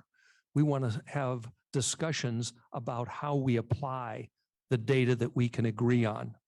So one of the things that I experienced when I came in as Delta Water Master was the reporting that we got from water users in the Delta was abysmal. The chart here in calendar year 2014, water use in 2014, which was reported the following year, my first year as Delta Water Master in 2015, we got timely reports from 29% of the licenses in the Delta And we got timely reports from 18% of the statements in the Delta. It was abysmal. And I thought, wow, I've got responsibility for administering the system, and I can't even get the people who are using the public resource for public and private benefit even to tell us what they've used. A year later, we got to do something about this. And we have, through direct outreach, through building credibility of why it's important to Delta water users to have accurate data. It's not just reported to the regulator so he can come down on you. It's to understand what's going on in your system. So that outreach, that helping people understand why this was important to them, and getting assistance from a panel of lawyers and engineers and agents who had been helping Delta water users to up the game. And so, as you know, in 2021, we had a stub period, a 9-month stub period, to migrate to our new reporting system. On the date the reports were due, licenses reported at 94% and statements at 95%. And when you've got that smaller group to deal with, when you're dealing with 6 or 5% of delinquents, you can go and hunt with a rifle instead of a shotgun to get that data in. You can say to somebody, you're missing your report. And they say, oh my God, I forgot about it. Or I sold that parcel 2 years ago and your data haven't caught up with that yet. You can work this out so that today, for that 9-month stub period, in the Delta, we've got 100% reporting, and the quality of the reports is far better. But you're still dealing with reports that are based on different field conditions all over the place. How long was that siphon open? How long was that pump on? How much water came across the Delta? We only got measurement requirements in the Delta in 2015, and then we ran headlog into the fact that it was really hard to implement that in the Delta. And so we participated very much in development of OpenET, and this is the maven of OpenET. She knows more about OpenET than anybody, and anybody outside of Forrest Melton, I think, one of the NASA scientists. But in any case, we've used that new tool to get consistent data that doesn't depend on, when the siphon was open or when the pump was turned on. It uses satellite imagery to tell us the more important issue, not how much water came over the levee and went into the field, but rather how much water was taken out of the Delta through evapotranspiration. That's the more important information. And it needs to be consistent. Everybody needs to agree that it may not be a perfect measurement, but we all agree this is the measurement. It'll get better over time, but we all agree this is how we're going to measure evapotranspiration in the Delta. We've used that now for the Delta Alternative Compliance Plan, which again, Lindsay is the primary implementer of, and through the Delta Drought Response Pilot Program, which is now in its 2nd year, which is using this satellite data. In the first year, we got a lot of data. It is now in the process of migrating into a report, which should be available in February. But we've already used a lot of that data to improve the 2nd year of this program. And DWR, who's been our partner in this, funded a pilot program in the first year on a maybe this will give us some useful data, $10 million. It's important enough, it's worth doing. The 2nd year, they said, we want to do this again because what we learned in the first year tells us what the gaps are that we need to learn in the 2nd year. So it's been funded again for the 2nd year. I think it will give us a lot of data that will help us manage more intelligently going forward. And that's critical because one of my mantras is we've got to follow the data where it leads us. You can start with a hypothesis, but then you've got to test it rigorously. And if it doesn't work out, you've got to have the chutzpah and the willingness and the open-mindedness to give it up and test other hypotheses.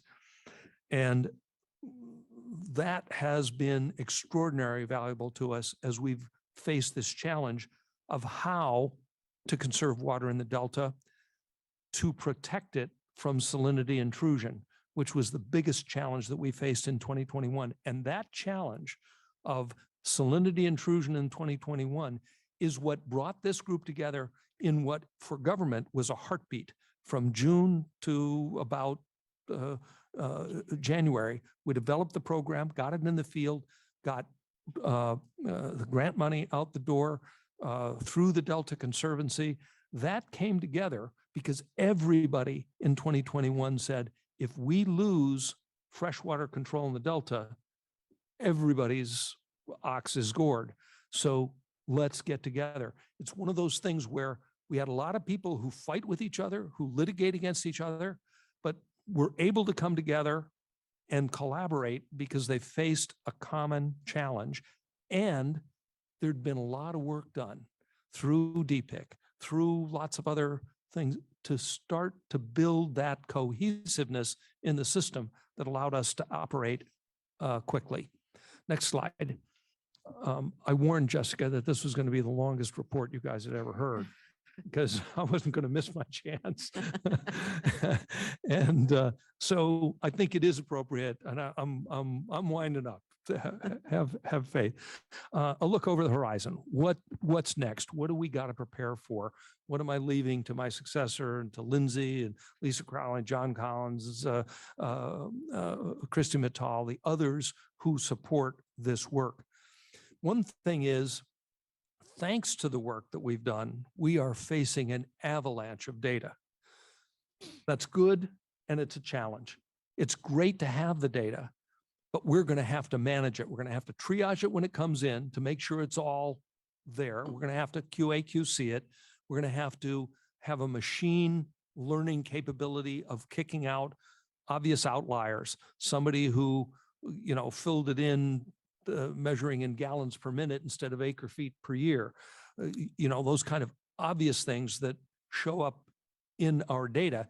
And right now, when we query our electronic water right information management system, we find somebody on Elbert Tract who claims to have diverted more water than exists in the system because they reported their gallons in the acre foot category. And it skews all the data, and you got to go find out, the one miscreant or somebody who made a mistake in the Elbert Tract. We got to have ways of finding that, sending it back. So did you really mean that you diverted 200 million acre feet of water and to 144 acres of corn? And say, oh, sorry. We got to do that relatively quickly. And then again, it'll give us the opportunity to go hunt more carefully for the data that really makes a difference in what we're doing, that is spatially connected through the alternative compliance plan. We're getting every water user in the Delta to give us what we've never had before, which is a geo-reference map, a shape file for computer nerds that tells us where the water that you divert here is used. That's never existed before. To the extent it existed, it exists sometimes in hand-drawn maps that were filed with the original water right, in the 1920s. And very often little before that for all the grandfathered riparian and pre-14 rights. So we're going to get all this data. We'd better be prepared to deal with it, to manage it, to make it useful, to do the QA/QC, to insist that it be delivered, which only government can do, but then to put it out there, to make it accessible, to make it visible and usable. I've been saying to Jay Lund at UC Davis Center for Watershed Science, we're going to create for future generations of your PhD candidates the databases that are going to make their careers. They're going to get into those databases and tell us things that we couldn't possibly tease out on our own. And that's going to help us be more strategic about our own science action agenda, because we'll have the data available that people are going to want to be looking at and moving through. In turn, that's going to help us to manage toward these co-equal goals, notwithstanding this regulatory labyrinth that we've got to bring together around the DPIC table. We've got to re-engage the federal government. We've had a period of time where the federal government wanted to be outside of this, wanted to not deal with all the problems that we deal with Delta Smelt or anything else. They had a different agenda. We've got an opportunity to re-engage the federal government. Let's not miss it. I think there's a challenge ahead of all of us, and this is not a popular thing with a lot of our constituents throughout the water business, but we got to give up the notion of permanent immutable contracts in a system that is dynamic and as subject to existential change as the one that we're dealing with. And the notion that you entered into contract, say in 1922 for the Colorado River, to allocate more water than the river produces, we got to come to grips with the fact that the agreements then need to be modified for today. Similarly, and my friends and constituents in the North Delta don't like hearing this, but they've got a permanent contract for a backstop water supply that is permanent. That was a 1981 contract, not a 1922 contract. You've got the exchange contractors and the settlement contractors on the Sacramento and the Feather River.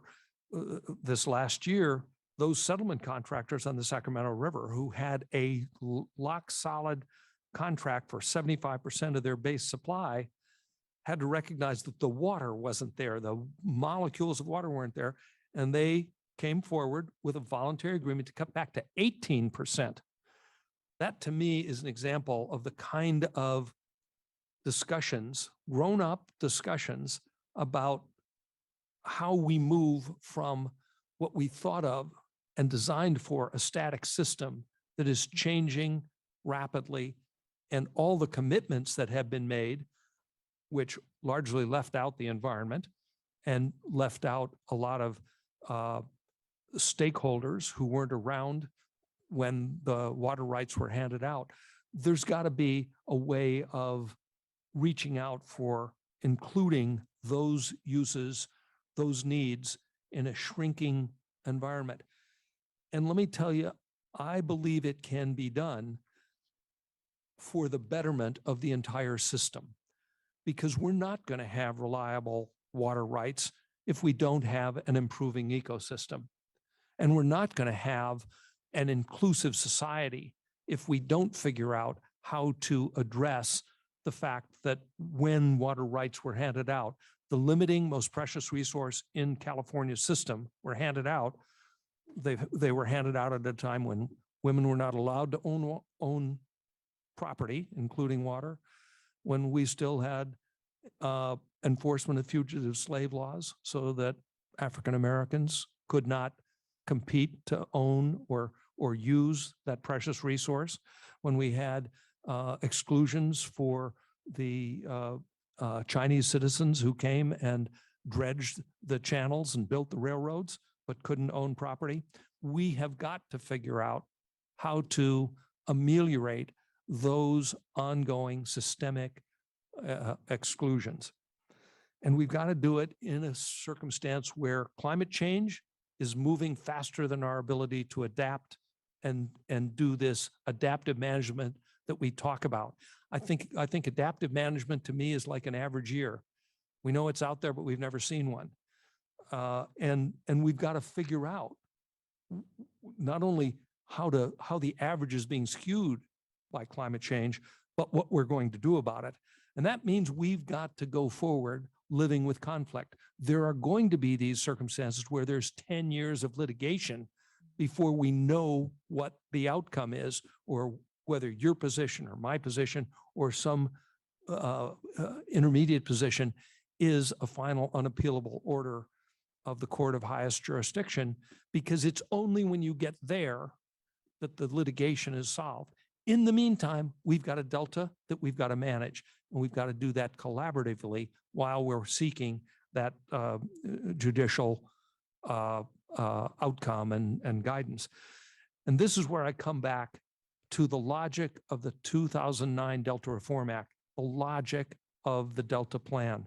There's got to be an overall plan for what we're going to do with this precious resource or face losing it for water supply, losing it for ecosystem, losing it for equity, losing it for recreation, for our way of life, and for the economy of the state of California. So if we can't use the Delta Plan while the litigation is going on, we're going to lose the Delta. And I think that's a scary thing to say looking over the horizon. Now, I want to go to the next slide, which says questions, but forget questions. We'll get to questions.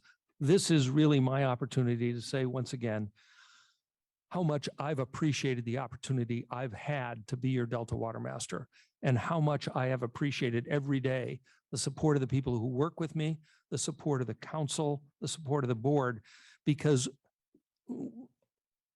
I don't make policy. You guys make policy.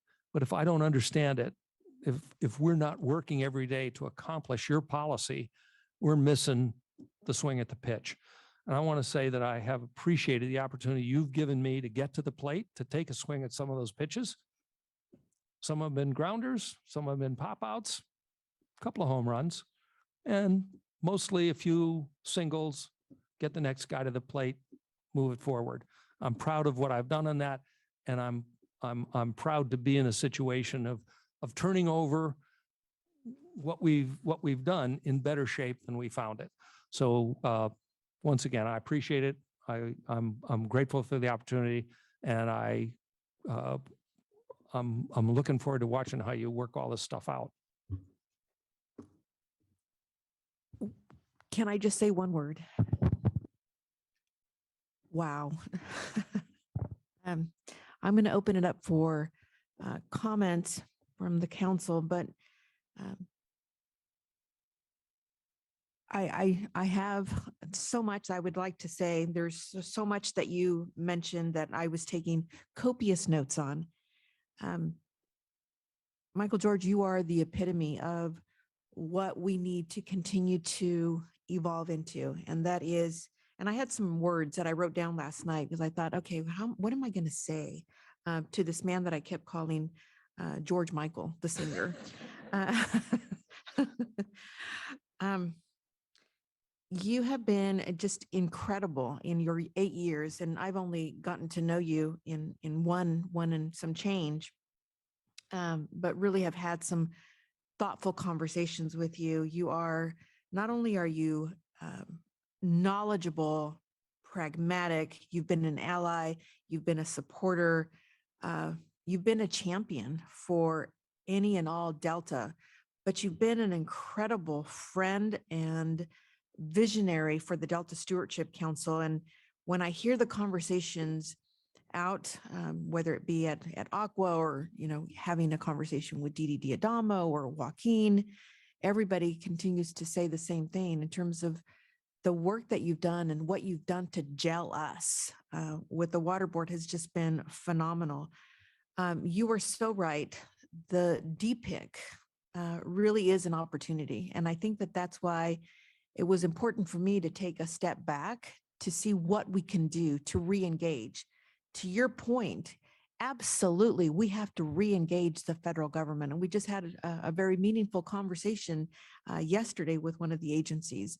And yes, there's some work that we need to do, some heavy lifting that we need to do. I am certainly by no stretch of the imagination Phil Eisenberg or Randy Fiorini or Susan Tatayan, all of them who were just amazing in their own unique way. They were all champions. I'm probably the layest person of the layest person on the land, but what I do come with is a conviction of wanting to see this through, because I do see it from my world. I see how much is at stake for the Delta. And as I get to know more people in the Delta, stakeholders, community residents, people that are at the table, not at the table, we do have a huge responsibility. And the Water Master really becomes, if you will, that incredible person that we need to rely on. But I also want to publicly thank you, and Lindsay, welcome, and thank you for being here. And I want to congratulate you, Michael George, for recognizing talent, young talent, all kinds of talent, if you will, and for highlighting again some of the issues that we have seen historically. The rules of engagement have changed and continue to change, and we need to rise to the occasion where we absolutely take into account what is changed, what has changed, and what will continue to change. But I see some incredible people here on this council that I know have stepped up to the plate, and you have my word. We're going to do everything we possibly can. There's no way that we can replace you as the person, but I am so optimistic. And we've had consultations with Joaquin, and so we know that you have some great candidates that they're going to be interviewing, and I'm excited to be able to work with the next Delta Water Master, whoever that might be. I'm excited. There is a lot of work that needs to be done. Thank you for what you have done, for what you have raised, and what you continue to have put into our plate, because our work obviously continues. I would like to open it up to my peers. Don, to Laurel, please. Go ahead. Well, I just wanted to thank you for an amazing and inspiring talk. I felt a little bit manic over here with the notes I was taking and the conversations I was having through our Teams site with others on the science program who are thinking about this vision of One Delta, One Science and our science strategy and how we're going to reshape the Delta Science Plan and its next update to be consistent with that science strategy. So there was a lot of great food for thought in your talk.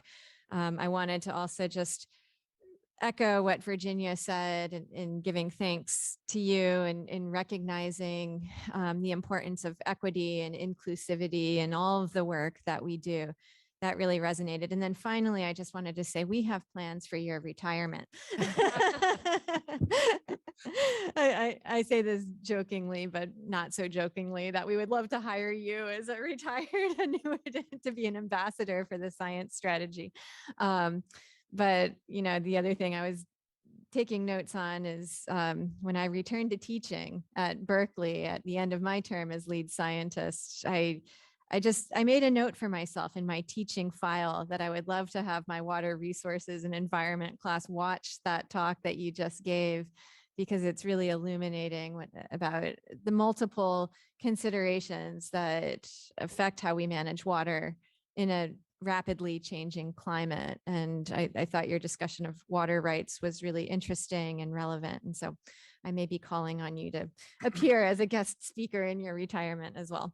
But thank you so much for inspiring us and for working with us. And that was a great presentation. Thank you. Councilmember Natoli. Again, I think it's certainly been well said by Dr. Larson and by our Chairman Dueño, but Michael, I would just say I've enjoyed the opportunity certainly to have sat through numerous briefings over the years, certainly before the Delta Protection Commission and other forums and in other formats. And just today, just listening to, I think, certainly the experiences and I think the work that you and your team have done over the past 8 years, pretty remarkable in many respects. And I think, you know, the wisdom that you bring certainly, you know, to the job when you entered it, but also that you leave with us in today's comments. And I think, and obviously the reports that have been issued and the mentoring that you've provided to Lindsay and to others as part of your overall approach to this. I know for a fact that you've certainly earned and gained the respect and admiration in many quarters from folks who I think maybe at the outset, not necessarily anything personal to you, but were very skeptical what the water master's role would be and how that would play out in their own pursuits and own, you know, interests as related to obviously the use of water and all the various things that are so essential to daily life that revolve around water and its availability and its quality and all the various other factors. And so I want to just say congratulations to you. I think 8 years has gone by pretty quickly. Some days I'm sure it seemed like it wasn't going too quickly at all, but you know, all in all, you've again, I think left us as a state, but certainly in respect to the integrated role here with the Stewardship Council and the other entities, certainly the department, you know, leave us in a much better place than when you first began because of the work you've done. And I think the preparation for, you know, what lies ahead. So I appreciate certainly your work. I want to thank you for that. Again, you've been very professional in the way you've approached it. And I know I've certainly have appreciated it. And as I said earlier with Dr. Larson and certainly with, you know, other Stewardship Council staff, I'll say it to you, every day has been a learning experience. And you're actually, you know, your term ends January 6th, mine ends January the 3rd. And, but throughout the public life, I've encountered a lot of folks, certainly with tremendous expertise, and this room is filled with them. But I've appreciated, you know, often taking some very complicated and complex topic areas and boiling them down so they're understandable, but also never hesitating, and you know, to infuse, I think, into the conversation, into your recommendations, you know, the personal aspect and also an understanding of what it means to a broader audience, but to people who may not have very much of a voice, if any voice at all, in some of the matters that are, you know, given to those of us that are entrusted with those public responsibilities. So I want to say thank you, Michael. It's been a pleasure certainly to have known you and to work with you. And I can certainly, I think, speak on behalf of the Delta Protection Commission and my role in the Delta Conservancy, the work you've done. And I would just lastly, I would say, Madam Chair, that you know, he gave quite a litany and rundown here, but that drought response through the Conservancy in the sounds like, you know, well, just a few months, but just the complexity of that, and then reaching out to landowners and farmers and other water users, and then putting it in place was nothing short of remarkable. And of course, prepped us for this current year's work. And again, I appreciated your work with this, certainly with this council and with various other entities you work with. So congratulations to you on a career well spent and well devoted to the public interest. And I know we'll all benefit from that. So thanks, Michael. Well, I appreciate that. I appreciate all of this. But Don, you and I have interacted on the Conservancy, on the Protection Commission here, you know, the Delta counties.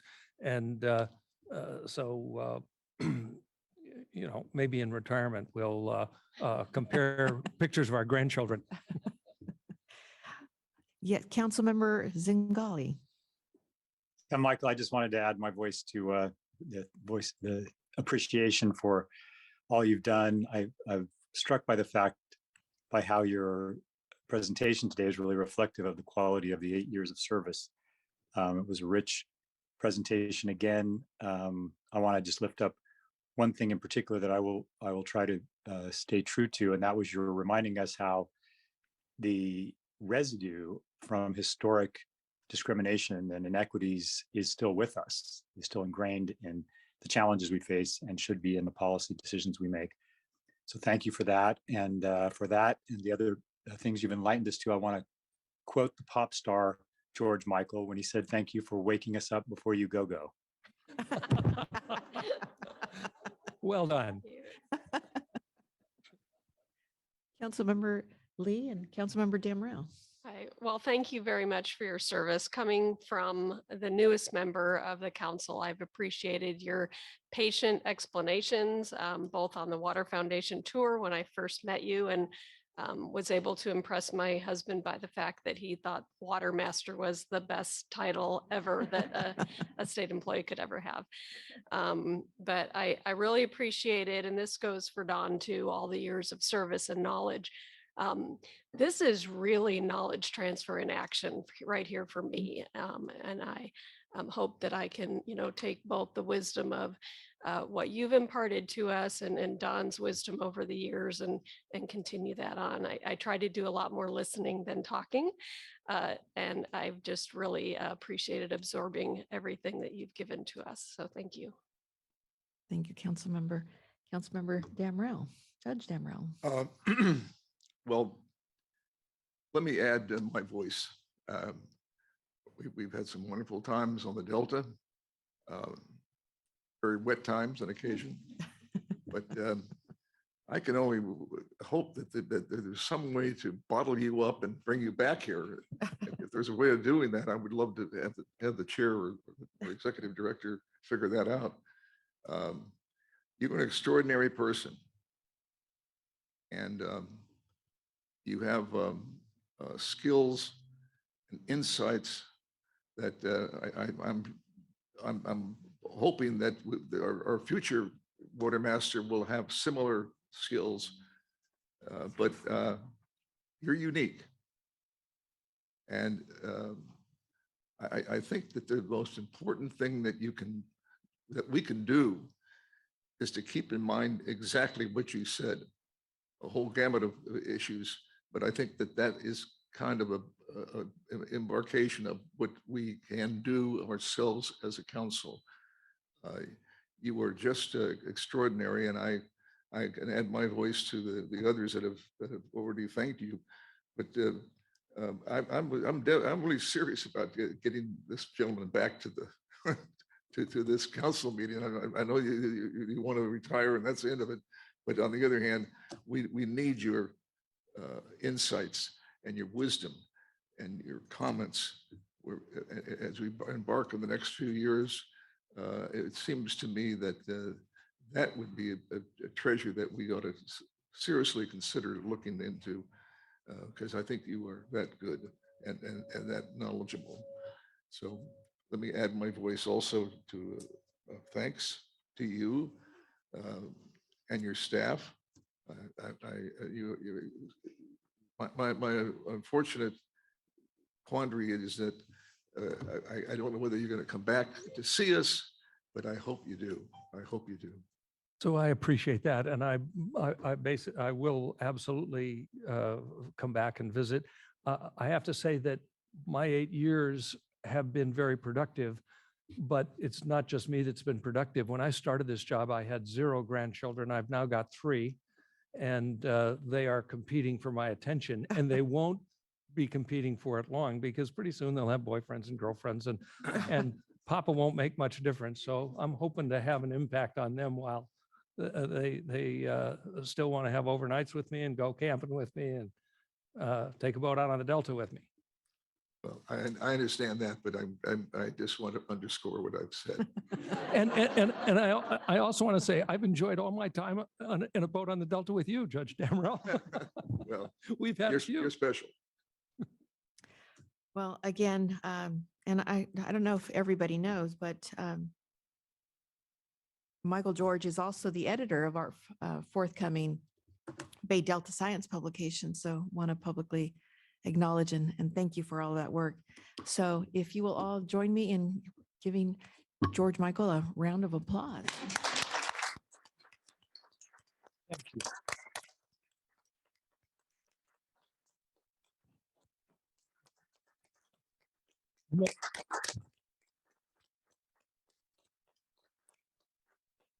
You make me blush, but I'm exceedingly grateful, and I can't tell you how much I appreciate the friendships, the support, and this has been the job and the opportunity of my life, and I appreciate it. Thank you. Thank you. Thank you so much. Well, we're at the end of our meeting, and we have yet one more major, terrible announcement. Disappointment, but also it's bittersweet. We are saying farewell to Councilmember Don Natoli, County Supervisor Don Natoli, Public Servant Don Natoli. When I read, Don, on all of your, and I just read a handful, and I gave up at one point because I was taking, I just want you to know, so I took notes and I gave up at one point, but it's incredible for me to sit here alongside with you and to say what an impressive and impeccable public service record you have. And just so all of you know, Don Natoli was awarded a Lifetime Achievement Award by Sac State University in October. And I don't think very many people get a Lifetime Achievement Award. And so that's a huge testament to you.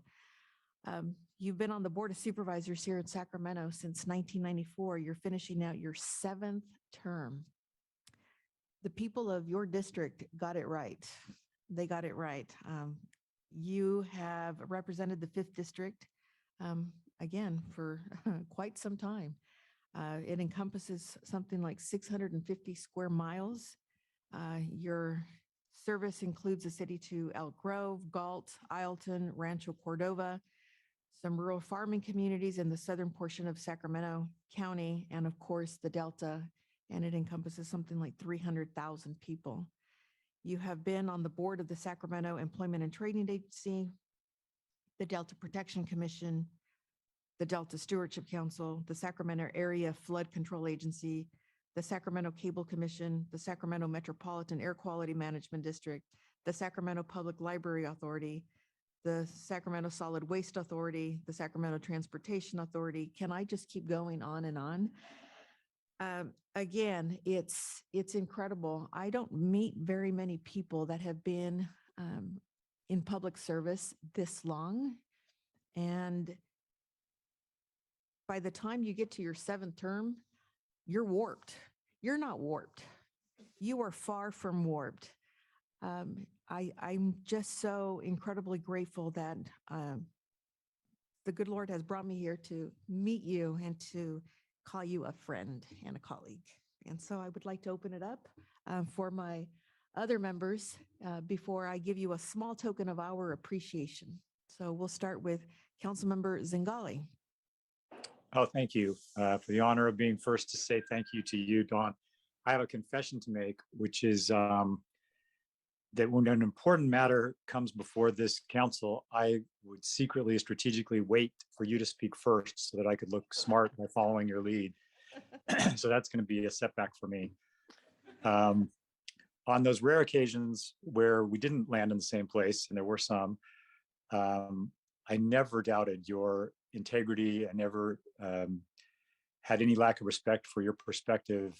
I always saw that you were coming at it with an earnestness and on the merits. I love the way you were able to wear several hats, but do that with transparency and integrity.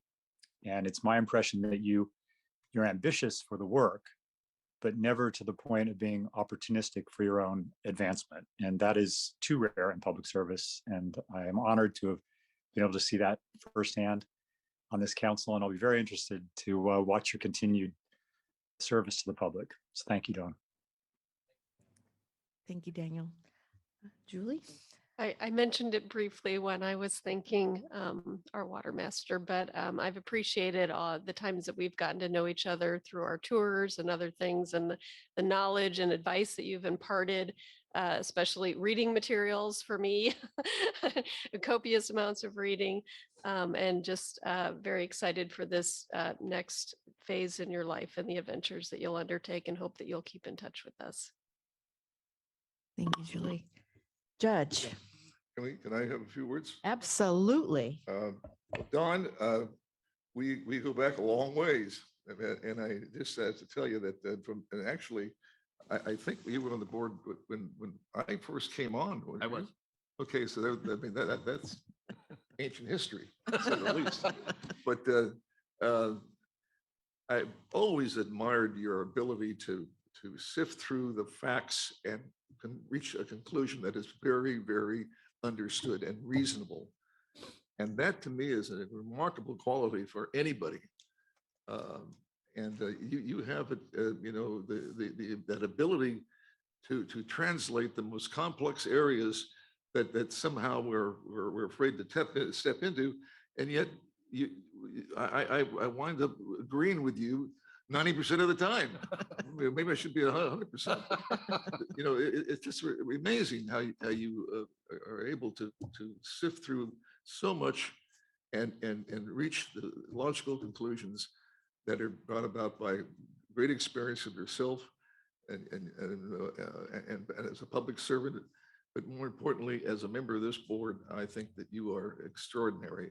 So please accept my views of you, and look forward to seeing you many times. Okay. Thank you, Judge. So, Councilmember Natoli, I understand that you and Brenda are going to be traveling far and wide to national forests. And since you've been in public office since 1978. Chairman Dueño. Oops, you've been in office since 1970. Oh, I'm so sorry. Do we I'm have- so sorry. Christy Smith wanted Oh, to say yes, something. Christy, I'm sorry. I'm so I don't sorry. see you. Let's talk Christy.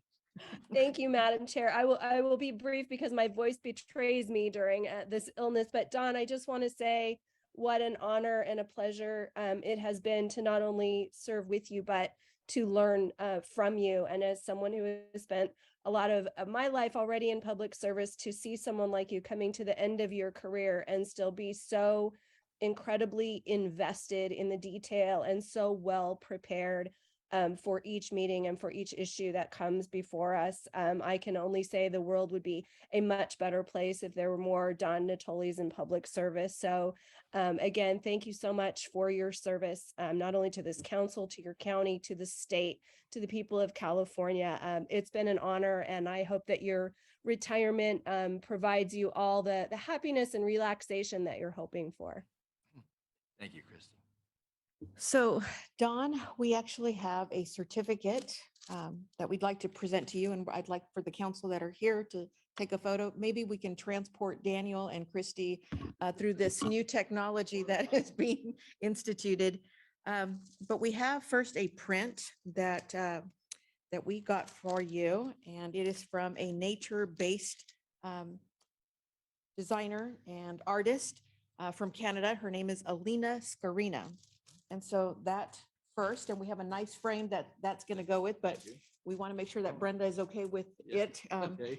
And again, a certificate of appreciation for not only a two-time Delta Stewardship Council member, but a founding board member. So thank you so very much. Thank you very much.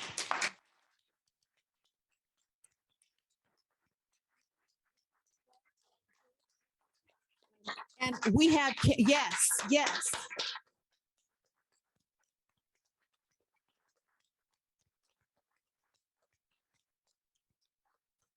We have cake and a short little reception for our water master and for Dawn, but I want Dawn to be able to say a few words. And then because we have to continue our, our due diligence, our next council meeting is scheduled for January 26th, 27th, and it is scheduled to be here at the CNRA headquarters in Sacramento. Dawn.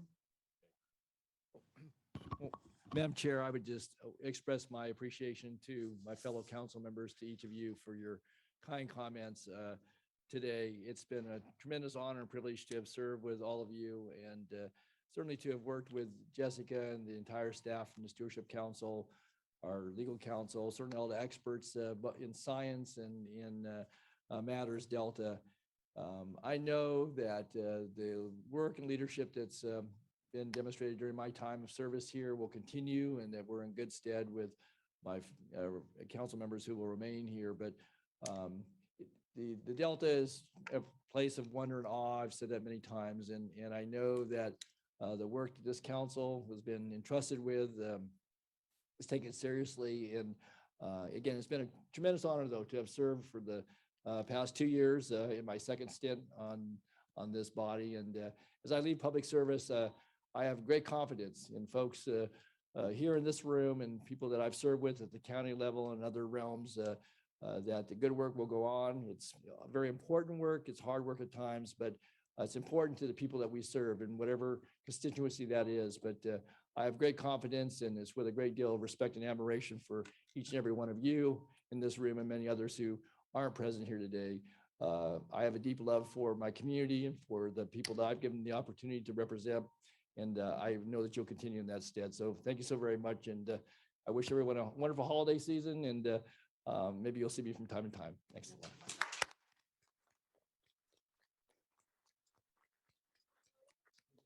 And this meeting is officially adjourned. Yeah.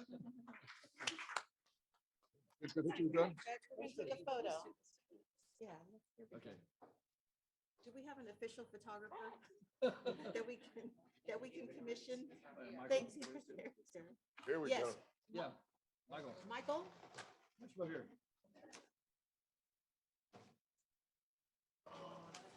I can't stay long. I got work to do.